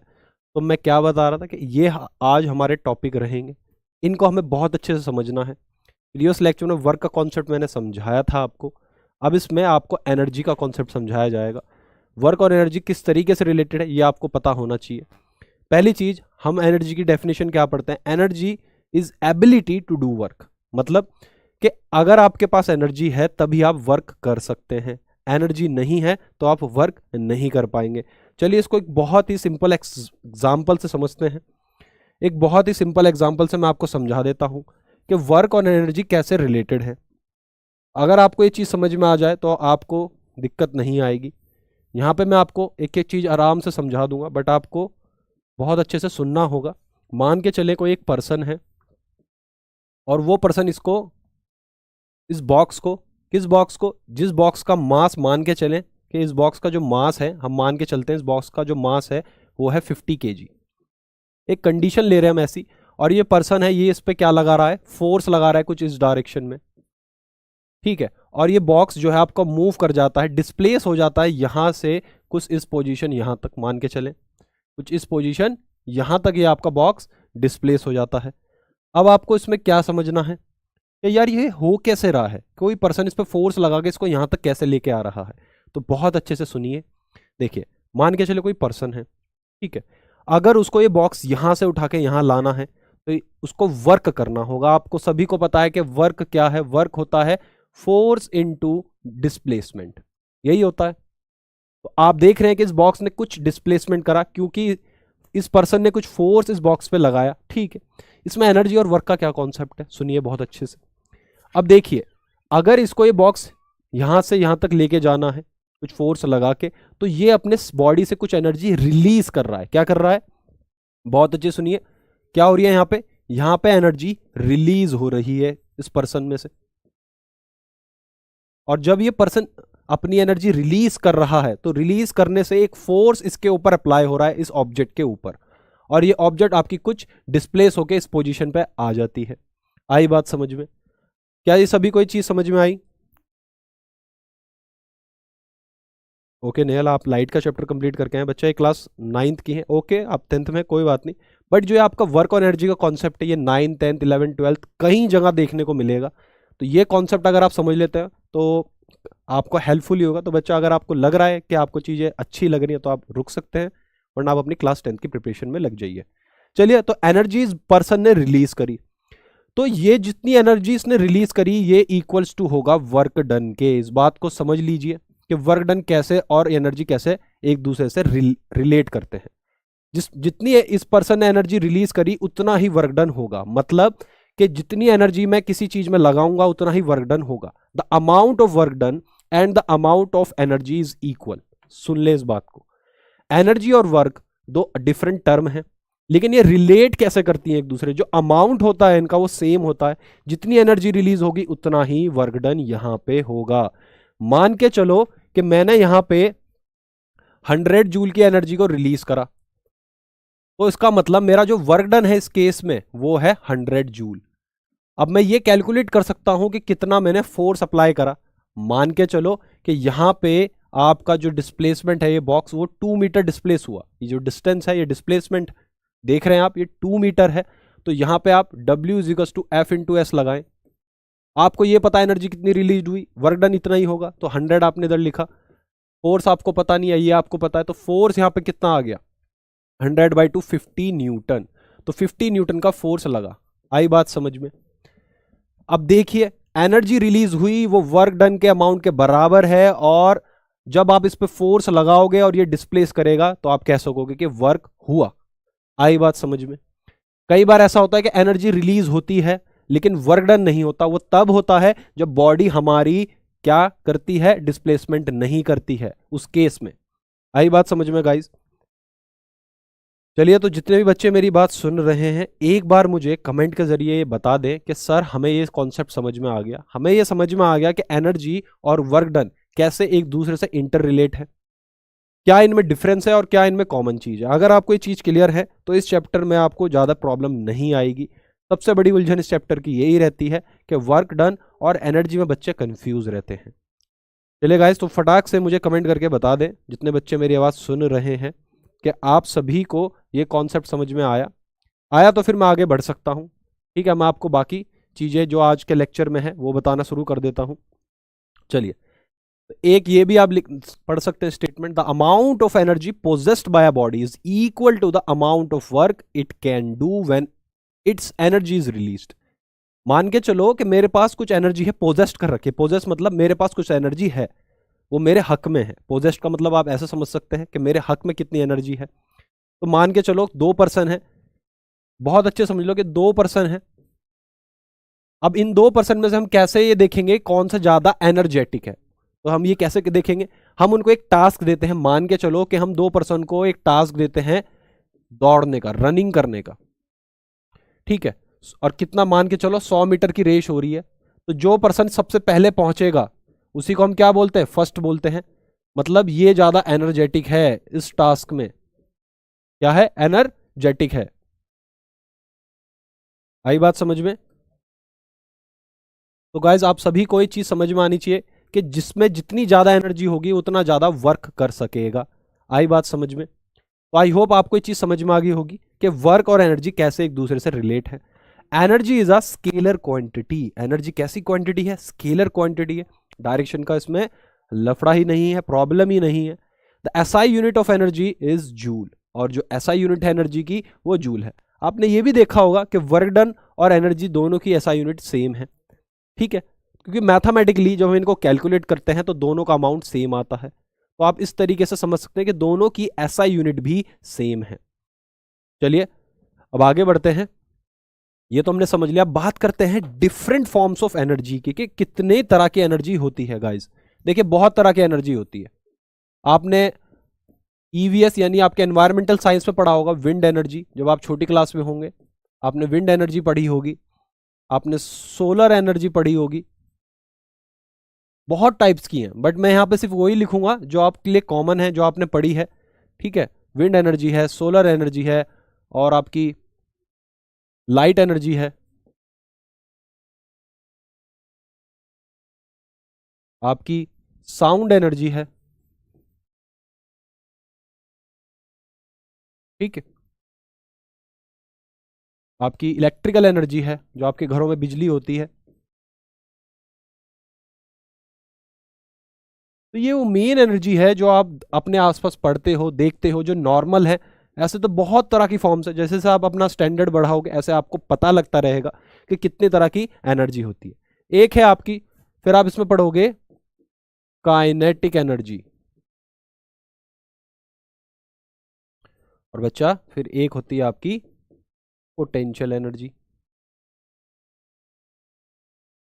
ठीक है, तो एनर्जी की ये सारी फॉर्म्स है, मतलब कि एनर्जी इन सभी फॉर्म्स में पाया जा सकता है। एनर्जी विंड की फॉर्म में पाई जा सकती है, एनर्जी सोलर फॉर्म में पाया जा सकती है, यानी सूर्य की जो किरणें होती है, सन की जो रेज में होती है, उनमें आपकी एक एनर्जी होती है, उसको हम सोलर एनर्जी कह देते हैं। मतलब एनर्जी के बहुत तरह के रूप हैं। ठीक है, मतलब एनर्जी का एक रूप विंड में है, यानी अगर हवा चले बहुत तेज तो हम कह सकते हैं कि उसमें विंड एनर्जी है। सोलर एनर्जी, बहुत तेज धूप होती है तो उसमें ज़्यादा सोलर एनर्जी होती है। तो यानी एनर्जी ने अपनी फॉर्म बना रखी है। लाइट एनर्जी, लाइट में भी एनर्जी होती है। साउंड एनर्जी, साउंड में भी एक एनर्जी होती है। तो मतलब एनर्जी आप समझ सकते हैं कितने टाइप्स की है। इलेक्ट्रिकल एनर्जी, जो आपके घरों में बिजली होती है उसमें इलेक्ट्रिकल एनर्जी होती है गाइस। और काइनेटिक एनर्जी और पोटेंशियल एनर्जी, ये दो चीज क्या है, यही आपको बहुत अच्छे से समझना है। ये दो फॉर्म्स ही हैं जो आपके कोर्स में हैं, और इन दोनों को अगर आपने समझ लिया तो मतलब आपका ये चैप्टर काफी हद तक आपके हाथ में हो चुका है। चलिए, तो अब हम आगे बढ़ते हैं। अब बात करते हैं काइनेटिक एनर्जी की। The energy of a body due to its motion is called kinetic energy. मतलब सर देखिए, मतलब ये कि कभी भी आपको कोई ऑब्जेक्ट मूवमेंट करती हुई दिख रही है तो आप सिंपल शब्दों में समझ जाएं कि उसके पास काइनेटिक एनर्जी है। ठीक है, आप कह रहे हैं सर सर हवा चल रही है, उसमें तो विंड एनर्जी भी है। यस, हवा में हम कह सकते हैं कि वो विंड एनर्जी फॉर्म है, बट अगर आपकी हवा मोशन कर रही है बहुत तेजी से तो हम ये भी कहेंगे कि उसके पास काइनेटिक एनर्जी है। समझे मेरी बात को? जितनी भी मैंने पीछे आपको फॉर्म्स ऑफ एनर्जी बताई वो आपकी काइनेटिक एनर्जी और पोटेंशियल एनर्जी में शिफ्ट करती रहती हैं। बहुत अच्छे से समझे इस बात को कि एनर्जी की फॉर्म्स किस टाइप से आपको समझनी है। काइनेटिक एनर्जी को कैसे समझना है, इस तरीके से समझना है कि एनर्जी का वो रूप जब कोई ऑब्जेक्ट आपकी मोशन कर रही है। कोई भी ऑब्जेक्ट आपकी मूवमेंट करेगी, मान के चलो एक बॉल है, उस बॉल को आपने फेंका, वो क्या कर रही है, मूवमेंट कर रही है, तो बच्चा यहां भी क्या है, काइनेटिक एनर्जी है। उस ऑब्जेक्ट के अंदर तब तक काइनेटिक एनर्जी रहेगी जब तक वो क्या कर रही होगी, मूवमेंट कर रही होगी, यानी उसके पास कुछ वेलोसिटी है। समझे इस बात को? उसके पास कुछ वेलोसिटी है। बहुत अच्छे से समझ लिए इस बात को कि काइनेटिक एनर्जी को कैसे आपको समझना है। आई बात समझ में गाइस? एक बार आप कमेंट करके बता दें अगर कुछ भी कंफ्यूजन आपको आ रहा हो, तो आपके कमेंट से मैं समझ जाऊंगा कि आपको ये चीज़ समझ में नहीं आ रही, तो मैं दूसरा एग्जाम्पल लेके आपको समझा सकता हूं। चलिए, अब देखिए और कहाँ का काइनेटिक एनर्जी देख सकते हैं आप। मान के चले कि आप एक पर्सन है, आराम से खड़े हैं, अब आपकी वेलोसिटी क्या है, 0 है, लेकिन एकदम से आपने क्या करना शुरू कर दिया, रनिंग करना शुरू कर दिया, आपके पास कुछ वेलोसिटी आ गई 5 मीटर पर सेकंड की या एनीथिंग, कुछ भी वेलोसिटी है, तो हम कह देंगे कि आपके पास काइनेटिक एनर्जी है। जो एनर्जी अब आपके बॉडी में है वो एक काइनेटिक एनर्जी की फॉर्म ले चुकी है। आई बात समझ में? एनर्जी अपने रूप बदलती है, सिचुएशन के हिसाब से एनर्जी अपनी रूप बदलती है। तो ऐसे समझ ले कि अगर सिचुएशन कुछ ऐसी है कि बॉडी आपकी मूवमेंट कर रही है, उसके पास कुछ वेलोसिटी है, तो सिंपल शब्दों में कहें तो उसके पास काइनेटिक एनर्जी है। तो बॉडी पोजेस काइनेटिक एनर्जी। ठीक है, समझ में आया गाइस? चलिए, आई होप आप सभी को ये चीज समझ में आ गई होगी। अब हम क्या करते हैं, अब हम इसके फॉर्मूले को कैलकुलेट करते हैं। क्या फॉर्मूला है आपका काइनेटिक एनर्जी का? तो यहां पे हम बात करें अगर फॉर्मूला फॉर काइनेटिक एनर्जी, तो कैसे कैलकुलेट करें सर उसको? देखिए, इसके लिए एक सिचुएशन हम मान के चलते हैं, कंसीडर करते हैं। क्या कंसीडर करते हैं? मान के चलें कि आपकी कोई बॉल है या कोई भी एक ऑब्जेक्ट है। ठीक है, ये क्या है, ये स्पेस है। मान के चलें ये जो मीडियम है ये आपका वैक्यूम है। वैक्यूम आप सभी को पता होगा सर, वो जहां पे कुछ भी मीडियम नहीं होता, ना एयर होती और कोई भी आपके ऐसे मीडियम नहीं होता कि कोई भी बॉडी काफी फंक्शन नहीं कर पाती है। जैसे कि यहां पे हवा नहीं है तो इस पे कोई भी रेजिस्टेंस नहीं लगेगा, अपोजिंग फोर्स नहीं लगेगा, ये चीज आप समझ लें। और जैसे ही ये मान के चले कि एक मीडियम हवा, कोई भी ऑब्जेक्ट है हमारे एटमॉस्फेयर से बाहर है, एकदम से वो हमारे एटमॉस्फेयर में एंटर करती है, ऐसा भी आप समझ सकते हैं। ये क्या है आपका मीडियम, इसी को हम मीडियम समझते हैं। अब क्लास 9th में है, इतनी चीज तो आपको आइडिया होगी। अगर कोई भी कंफ्यूजन, कोई डाउट है इन चीजों में भी, सर वैक्यूम मीडियम क्या है या एयर मीडियम क्या है, तो आप कमेंट करके बता सकते हैं। बाकी आप समझे कि ये वैक्यूम है और ये एयर है, यहाँ पे कोई भी एयर नहीं है, यहाँ पे एयर है, एयर में छोटे छोटे पार्टिकल होते हैं, तो जैसे ही ये वैक्यूम से आपकी एयर में एंटर करेगी, मान के चले वैक्यूम में जब ये था तो उसकी कुछ v वेलोसिटी थी जिससे ये आगे बढ़ रहा था, इसका मास कुछ m था, ऐसा मान के चले। मास तो आपका हर जगह सेम रहता है, मैंने बहुत अच्छे से आपकी ग्रेविटेशन चैप्टर में बताया था आपको कि मास ऑल ओवर यूनिवर्स में सेम रहता है, चेंज नहीं होता। तो मास आपका वैक्यूम में जितना है उतना ही इस मीडियम में रहेगा। तो जैसे ही ऑब्जेक्ट इसमें घुसी तो क्या होगा, इसमें एयर रेजिस्टेंस रहेगा, ऑपोजिंग फोर्स लगेगा। क्या लगेगा, ऑपोजिंग फोर्स लगेगा, जिसको हम एयर फ्रिक्शन भी बोलते हैं। जिन बच्चों को ये सब चीज़ में कंफ्यूजन है कि सर ऑपोजिंग फोर्स क्या है, ये सब क्या है, तो आप ग्रेविटेशन चैप्टर अच्छे से देख लें, उसमें आपको पता लग जाएगा। तो यहाँ पे क्या है, ऑपोजिंग फोर्स इस पर लग रहा है, मान के चले फोर्स F है और आपको डायरेक्शन पता लग गई ये है इसकी, ये इस पर लग रहा है, ठीक है। तो क्या होगा, ये आपकी स्टॉप हो जाएगी, क्या रेस्ट पे हो जाएगी। मान के चले इस ऑपोजिंग फोर्स के वजह से ये यहाँ पे आपका एंटर करना शुरू हुआ था और यहाँ तक पहुँचते पहुँचते पहुँचते ये क्या हो गया, ये रेस्ट पे आ गया। इसकी जो v डैश है यानी फाइनल वेलोसिटी वो 0 है। इनिशियल वेलोसिटी अब ये होगी, ध्यान से सुने, ये हम इनिशियल वेलोसिटी मान के चलेंगे इसकी, और ये इसकी क्या है, ये इसकी फाइनल वेलोसिटी है, ठीक है, ऐसा मान के चल रहे हैं। ये जो है ये मान के चले इसने डिस्प्लेसमेंट करा है कुछ s डिस्प्लेसमेंट इसने करा इस मीडियम के अंदर घुसते, यहां से यहां तक s डिस्प्लेसमेंट इसने करा, ठीक है। सर फिर क्या, कैसे कैलकुलेट करेंगे हम इसका फॉर्मूला, क्या फॉर्मूला इसका आएगा, तो सुने मेरी बात बहुत अच्छे से।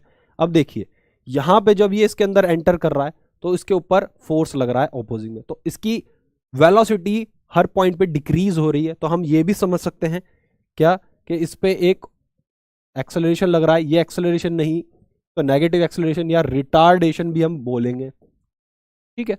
Okay sir, okay. अब देखिए आप सभी को पता है कि वर्क डन क्या होता है, वर्क डन होता है force into displacement, yes sir. और मैंने आपको ये चीज बताई कि वर्क डन और एनर्जी कैसे एक दूसरे से रिलेट होते हैं। अब जो ये ऑब्जेक्ट बाहर थी और जैसे ही ये आपके इस मीडियम में गई तो यहां पे इस फोर्स ने इसकी क्या करी, इसकी वेलोसिटी को डिक्रीज करना चाहा, इसको रेस्ट पे लाना चाहा। बट ये आपकी जो बॉडी है इसके अंदर अभी भी काइनेटिक एनर्जी, और वो काइनेटिक एनर्जी अपोज करती रहेगी इसका। अगर मान के चलो बहुत सिंपल शब्दों से समझो कि आपके तरफ एक बहुत ही बॉल आ रही है बहुत तेजी से, आपने उसको ग्रैब करके रोक दिया तो आपने उसकी सारी काइनेटिक एनर्जी को क्या कर दिया, खत्म कर दिया, क्योंकि आपने उसकी वेलोसिटी 0 कर दी। लेकिन अगर वो बॉल बहुत ही ज्यादा तेज है, मान लो बॉल का मास कुछ ज्यादा और तेज हो, एक भारी सी बॉल हो, आप चाह रहे हो उसको रोकना, आप नहीं रोक पाओगे। आपके बॉल लगी और मान के चलो आप उस बॉल के साथ थोड़ा सा पीछे को गिर गए बॉल के साथ, तो इसका मतलब जो अपोजिंग फोर्स है वो इतना ज्यादा ग्रेट नहीं है कि उसकी काइनेटिक वेलोसिटी, उसकी काइनेटिक एनर्जी को खत्म कर सके। तो अपोजिंग फोर्स इतना होना चाहिए कि वो उसकी काइनेटिक एनर्जी को खत्म कर सके, ठीक है। आई बात समझ में, और उसने खत्म कर दिया मान ले, तो यहां पे आप समझ सकते हैं कि जो आपकी काइनेटिक एनर्जी है वो अब धीरे धीरे जा रही है, यानी एनर्जी अब अपनी फॉर्म चेंज कर रही है। इसका मतलब ये नहीं कि इस बॉडी के अंदर वो एनर्जी रही नहीं, इसके अंदर काइनेटिक एनर्जी नहीं रहेगी। तो आपकी जो एनर्जी है वो किस में चली जाएगी, वो उसके वर्क डन में कन्वर्ट हो जाएगी। और वो वर्क डन किसके बराबर होगा, जो ये आपका फोर्स इस पर लग रहा है, ऑपोजिंग फोर्स लग रहा है, इसको काउंटर आउट या ओवरकम करने के लिए जो वर्क डन होगा वही वर्क डन आपका काइनेटिक एनर्जी के इक्वल होगा। आई बात समझ में, मतलब ये कि अगर हम यहां बात करें तो काइनेटिक एनर्जी का जो अमाउंट है वो आपके वर्क डन के बराबर होगा। एनर्जी अब आपकी ऐसे कह सकते हो आप, जितनी काइनेटिक एनर्जी इस बॉडी के अंदर थी अब वो काइनेटिक एनर्जी आपके उतने वर्क डन के बराबर हो जाएगी। कितने वर्क डन के बराबर हो जाएगी, उतने के जो ये इसका फोर्स इस पर लग रहा है इसको ओवरकम करने के लिए। यहां पे जो वर्क डन है वो नेगेटिव वर्क डन हो रहा है, समझ ले मेरी बात को, मैंने आपको बहुत अच्छे से समझाया था बच्चा। मैं इसलिए कहता हूं फिजिक्स में अगर आपके पहले के कॉन्सेप्ट क्लियर है तभी आगे का समझ में आएंगे।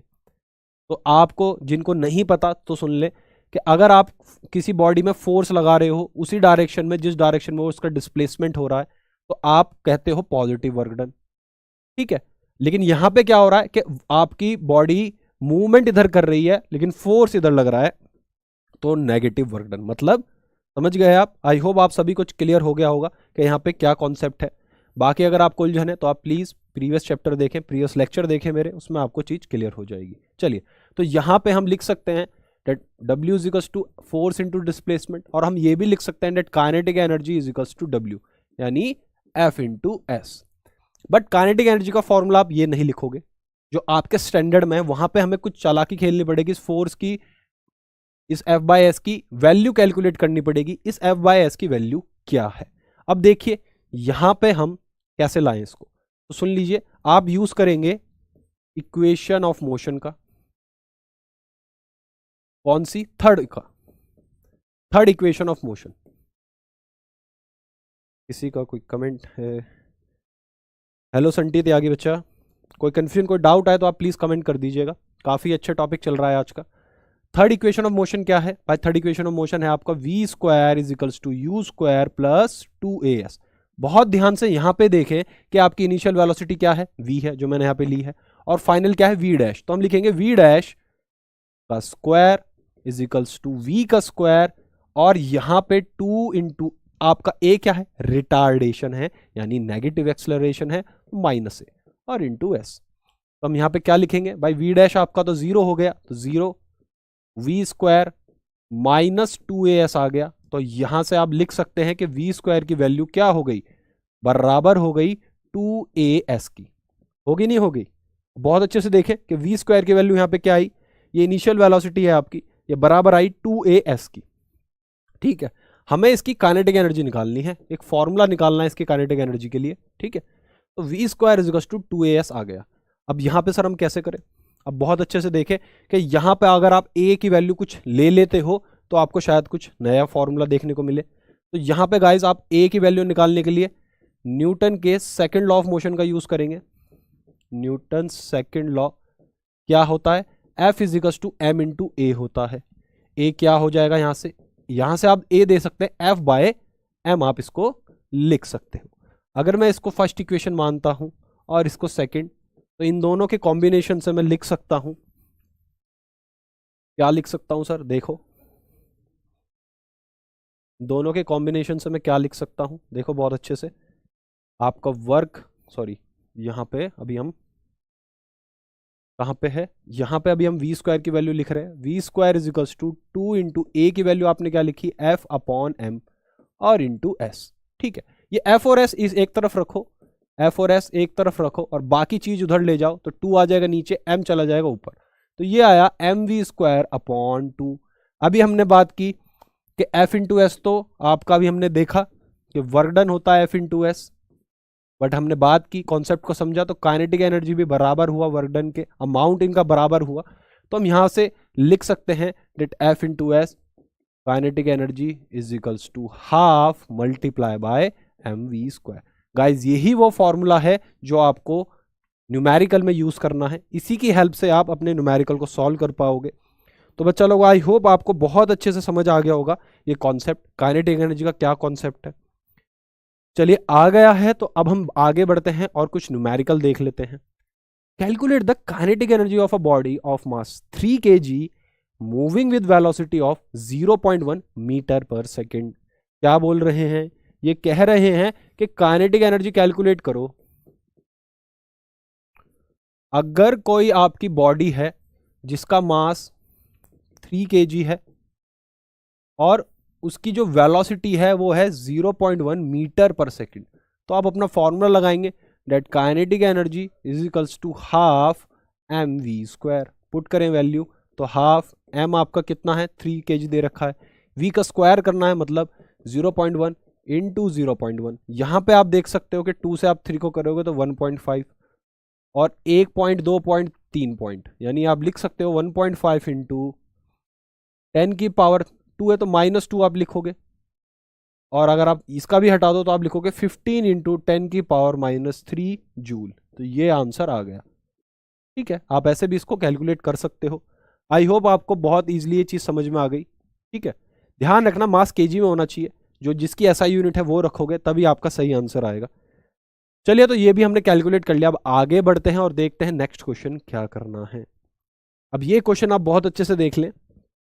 ठीक है, बोला है 2 बॉडीज ऑफ इक्वल मासेस। मान के चलें कि 2 बॉडीज हैं, दोनों का इक्वल मास है, ठीक है। Move with uniform velocities v and respectively find the ratio of their kinetic energy. Okay, two bodies of equal masses move with uniform velocity v। ठीक है, कुछ क्वेश्चन में मैंने चेंज करना चाहा था, ये तो कुछ और बन गया। Two body of equal masses, तो सही रेशियो तो कुछ आएगा ही नहीं। v एंड यहाँ पे एक लिखना भूल गया, मान के चलो एक की v है और दूसरे की स्पीड 3 टाइम्स कर देते हैं। एक है, इन दोनों का मास सेम है, मान के चले कि दोनों का मास सेम है, इसका भी मास m है, इसका भी मास m है। ये चल रहा है v वेलोसिटी से आगे और ये चल रहा है 3v वेलोसिटी से आगे। दो बॉडीज हैं, एक बॉडी आप a कह लो, एक बॉडी आप b कह लो। अब इन दोनों की काइनेटिक एनर्जी का रेशियो ये पूछ रहा है, find the ratio of their kinetic energies. तो बहुत अच्छे से देखें कि काइनेटिक एनर्जी अगर हम a के लिए निकालें कितनी आएगी, हाफ m, उसकी वेलोसिटी कितनी है v²। और काइनेटिक एनर्जी अगर हम निकालें b के लिए तो कितनी आएगी, वो आएगी guys half m, but v कितना है आपका 3v का स्क्वायर। तो 3 का स्क्वायर करोगे 9 आ जाएगा। तो आप इसको कैलकुलेट क्या करके लिखोगे, हाफ m, 3 का हो गया 9 और v का स्क्वायर ये 9v²। तो ये आपके पास आ गया। अब आपको यहाँ इनका रेशियो चाहिए, तो आप क्या करें, इन दोनों को डिवाइड कर दें। Kinetic energy of a with respect to kinetic energy of b, a की कितनी है हाफ mv²। अब देखिए नीचे लिखा हुआ है, तो जो ऊपर पार्ट है वो नीचे लिखा जाएगा, जो नीचे का पार्ट है वो ऊपर लिखा जाएगा। तो आपका नीचे का क्या है 2 है, ऊपर क्या है आपका m इंटू 9 इंटू वी का स्क्वायर। v के स्क्वायर से आप देख सकते हैं कि क्या क्या चीज, v के स्क्वायर से v का स्क्वायर कैंसिल, m से आपका m कैंसिल, 2 से आपका 2 कैंसिल, तो बचा क्या आपका 1/9। तो आंसर आया 1:9। ये है इनकी काइनेटिक एनर्जी का रेशियो जो आपको कैलकुलेट करना था। चलिए, सो गाइज आई होप आपको क्वेश्चन भी करने आ गए कि कैसे हमें क्वेश्चन डन करने हैं। चलिए तो गाइज अब आगे बढ़ते हैं, अब बात करते हैं पोटेंशियल एनर्जी की। पोटेंशियल एनर्जी समझने के लिए आप ऐसा समझे, the energy of a body due to its position और चेंज इन शेप। मतलब देखिए बहुत अच्छे से इस बात को समझे कि मान के चलो कि कोई ऑब्जेक्ट है, ऐसे बॉल है, ठीक है, और इस बॉल को आप क्या कर रहे हो, मान के चलो कि इस बॉल का कुछ मास है m। अगर अपनी इजी लेके लिए तो मान के चलो बॉल है 1 kg की, ठीक है, आप अच्छी खासी है, और आप इस बॉल को स्टेयर से ऊपर लेके जा रहे हो ऐसे, ठीक है। यहां पे आप इस बॉल को लेके चले गए, थोड़ा सा नीचे बना लेते हैं डायग्राम, तो ऑब्जर्व नहीं होगा वहां से।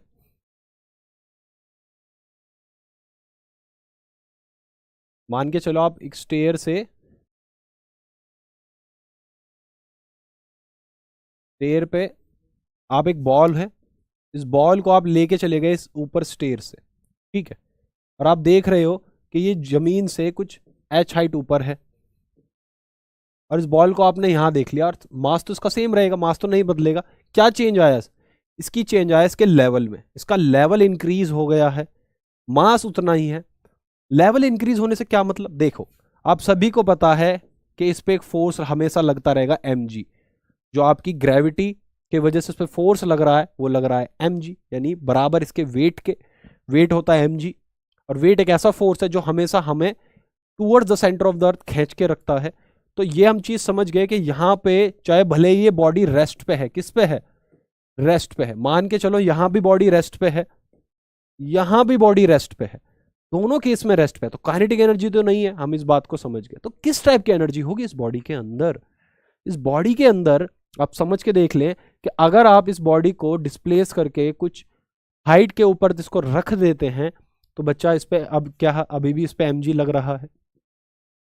तो इस केस और इस केस में क्या अंतर है, इस केस और इस केस में इसके लेवल में चेंज है। अगर आप इसके लेवल को ऊपर की तरफ बढ़ा रहे हैं अगेंस्ट द ग्रेविटी, आप क्या कर रहे हैं, एक फोर्स लगा रहे हैं। जब आप against the gravity, against the gravity आपने क्या करा, अगेंस्ट द ग्रेविटी आपने वर्क करा, अगेंस्ट द ग्रेविटी आपने क्या करा, वर्क करा, work done, against the gravity आपने करा, ठीक है। तो यहां पे आपका जो वर्क डन होगा अगेंस्ट द ग्रेविटी, उसका क्या फॉर्मूला आ जाएगा, F इंटू एस आपका आ जाएगा। कुछ इस तरीके से आप समझे, यस सर आ जाएगा। यहीं पे मैं इसका फॉर्मूला भी डिराइव कर दूंगा क्या फॉर्मूला होता है, बट मैं चाहता हूं आप कॉन्सेप्ट समझे। कॉन्सेप्ट आप ऐसे समझ सकते हैं कि जब भी आप किसी ऑब्जेक्ट को against the gravity work done कराओगे और फिर भले ही चाहे आप उसको रेस्ट में ला कर रख दो, तो उसके अंदर पोटेंशियल एनर्जी इंक्रीज हो जाएगी। पोटेंशियल एनर्जी अभी भी हम कह सकते हैं कि इसके पास है, अगर हम इसका लेवल किसी और के उस पर देखें। बट अगर हम इस सेम लेवल पे देखेंगे तो बच्चा इसकी पोटेंशियल एनर्जी जीरो है। इसकी पोटेंशियल एनर्जी जैसे जैसे जैसे आप इस सरफेस से ऊपर इसको ले जाओगे, इसकी हाइट में इंक्रीज कराते चले जाओगे, इसकी पोटेंशियल एनर्जी इंक्रीज करती जाएगी। mg तो इस पे यहां भी लग रहा है, यानी वेट तो इस पे यहां भी लग रहा है, वेट तो इस पे यहां भी लग रहा है। चेंज सिर्फ इतना है कि यहां से उठा के मैंने अगेंस्ट द ग्रेविटी वर्क कुछ करा और इसको यहां पे जाके रख दिया। ठीक, इसी काम में आपकी जो वर्क है, जो आपने मतलब वर्क करा, वो पोटेंशियल एनर्जी की फॉर्म में स्टोर हो जाएगा उस ऑब्जेक्ट के अंदर। पोटेंशियल एनर्जी की फॉर्म में स्टोर हो जाएगा उस ऑब्जेक्ट के अंदर। बाकी ऐसे भी आप समझ सकते हैं। और कैसे भाई पोटेंशियल एनर्जी समझे? मान के चले कि आपके पास एक गुलेल है। गुलेल सभी को पता है वो क्या होती है गुलेल। चलिए आप गुलेल छोड़िए, आप ऐसे समझ लिए, मान के चले कि एक आपका ये एक बहुत बड़ी वॉल है। इस वॉल पे आपने क्या करा, इस वॉल से आपने एक स्ट्रेचिंग बैंड लगा दिया। स्ट्रेचिंग बैंड तो आप सभी को पता है क्या है, ये एक स्ट्रेचिंग बैंड है। ठीक है, आप इसको रिलीज कर दो तो ये वापस वहां जाके गिर जाएगा, लेकिन आप इसको पकड़ के वापस ऐसे खींचोगे तो आप क्या कर रहे हो, इसकी शेप में आप चेंज ला रहे हो, चेंज इन शेप कर रहे हो आप। तो अब आप अपना वर्क किसके अगेंस्ट कर रहे हो? आप अपना वर्क अगेंस्ट कर रहे हो इसकी शेप में चेंज लाने में। ठीक है, तो आपने चेंज लाया, तो बच्चा जो वर्क आपने करा इसकी चेंज इन शेप लाने में, वो ही आपका क्या हो जाएगा, पोटेंशियल एनर्जी की फॉर्म में स्टोर हो जाएगा। समझे मेरी बात? तो इसलिए जो आपकी डेफिनेशन थी वो पीछे क्या थी आप देख सकते हैं। डेफिनेशन थी the energy of a body due to its position और change in shape is known as potential energy. तो आपको समझ में आ गया होगा आई होप पोटेंशियल एनर्जी क्या होता है। पोटेंशियल एनर्जी का फॉर्मूला कैसे लिखे, बहुत ईजी है। यहां पे मैंने आपको समझा दिया कि work done against the gravity हो रहा है, तो आप यहां देख सकते हैं कि W=F/S होता है। लेकिन इस केस में आप क्या लिखोगे, F को M/G लिखोगे। फोर्स तो यही है आपका वेट, और S क्या है आपका, H है, यही आपका डिस्प्लेसमेंट है।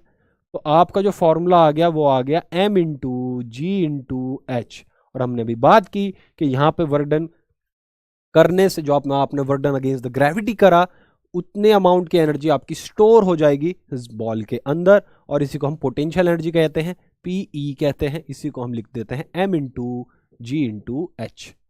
ठीक है, चलिए आई होप आपको दोनों का कॉन्सेप्ट बहुत अच्छे से समझ में आ गया होगा। आज के चैप्टर में आपको ये चीज समझ में आ गई होगी कि एनर्जी क्या है।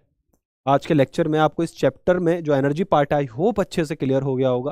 कोई कंफ्यूजन, कोई डाउट हो माइंड में, आप कमेंट के जरिए जरूर पूछ लीजिए। तो यहाँ पे एक क्वेश्चन है, इसको डन कर लेते हैं बच्चा, फिर आपका आई होप पोटेंशियल एनर्जी को लेके पूरा कॉन्सेप्ट क्लियर हो जाएगा। A bag of wheat weighs 200 kg। मान के चलो कि आपका एक बैग है, ठीक है, एक बैग है आपका ऑफ व्हीट, इसके अंदर गेहूं भरा हुआ है जिसका वेट है 200 किलो। कितना? 200 kg। अच्छा, ये मास दे दिया इन्होंने, यहां पे वेट करके इसको इन्होंने लिख दिया है। To what height should it be raised so that its potential energy may be 9800 joule. उसकी पोटेंशियल एनर्जी इतनी होनी चाहिए ना, आपको गिवन है कि इतनी पोटेंशियल एनर्जी आपने क्या करी, सो that its potential energy may B.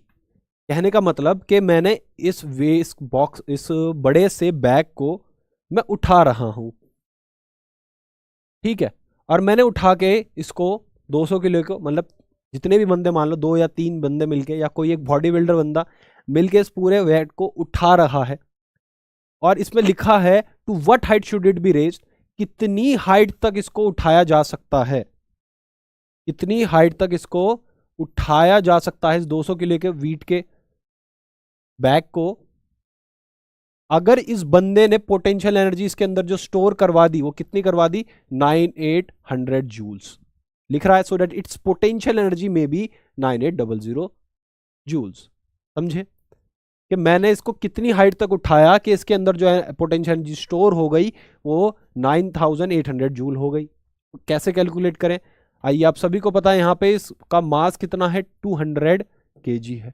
और आपको गिवन है जो g आपको यहाँ पे लिखनी है वैल्यू, वो 9.8 मीटर पर सेकेंड लिखनी है। पोटेंशियल एनर्जी का फॉर्मूला होता है m into G into H. यहाँ पे आपको h कैलकुलेट करना है, तो h is equals to potential energy और अपॉन में क्या आ गया भाई, h यहाँ पे रहेगा तो ये आ जाएगा m इंटू जी। पोटेंशियल एनर्जी कितना है 9800 है और आपका m कितना है 200 है, g कितना है 9.8 है। तो यहाँ पे आप 2 0 से 2 0 काट सकते हैं, 2 से आप इसको कैलकुलेट कर सकते हैं। तो यहाँ पे क्या आएगा 2 4 जा 8 और 2 9 जा 18। तो आप ऐसे लिखोगे। अब यहाँ 9.8 है और यहाँ पे 49 है, तो यहाँ पे हम इसको कैलकुलेट कर सकते हैं। तो मैं अच्छे से देख लूँ, मैंने सही करा है कैलकुलेट। 2 4 जा 8, ठीक है, 9 जा 18, 49 यहाँ पे आया। एक रिलेशन है आई थिंक क्या कि आपका यहाँ पे 9 पॉइंट हटा के यहाँ पे ऊपर आपने 10 ला दिया, तो आपको पता है कि 98 के टेबल में 49 नहीं आता, लेकिन 49 के टेबल में 98 आता है। 49 2 जा आप करोगे तो आपको 98 मिलेगा। 9 2 जा 18, 4 2 जा 8, हाँ 98 मिलेगा। तो आपने इससे कैंसिल करा तो यहाँ आया 2, 2 से आपने इसको कैंसिल करा आया 5। तो यहाँ पे आपको हाइट कितनी मिली 5 मीटर। तो गाइज मेरे दोस्तों, मेरे साथियों, आई होप आपको आज के लेक्चर में पोटेंशियल एनर्जी से रिलेटेड न्यूमेरिकल, काइनेटिक एनर्जी से रिलेटेड न्यूमेरिकल, कैसे इनका फॉर्मूला डिराइव करना है ये और इनका कॉन्सेप्ट आपको अच्छे से समझ में आ गया होगा। अगर किसी बच्चे का स्टिल कोई कन्फ्यूजन, कोई डाउट है तो आप कमेंट के जरिए बता सकते हैं, वरना हम आगे बढ़ते हैं और इस लेक्चर को एंड कर सकते हैं। ठीक है, चलिए गाइज, तो प्लीज़ बता दीजिए अगर किसी को कोई कन्फ्यूजन, कोई डाउट है। मैं आपके कमेंट से आप समझ जाऊंगा, तो आप कमेंट कर सकते हैं अगर किसी का कोई कन्फ्यूजन, कोई डाउट स्टिल है।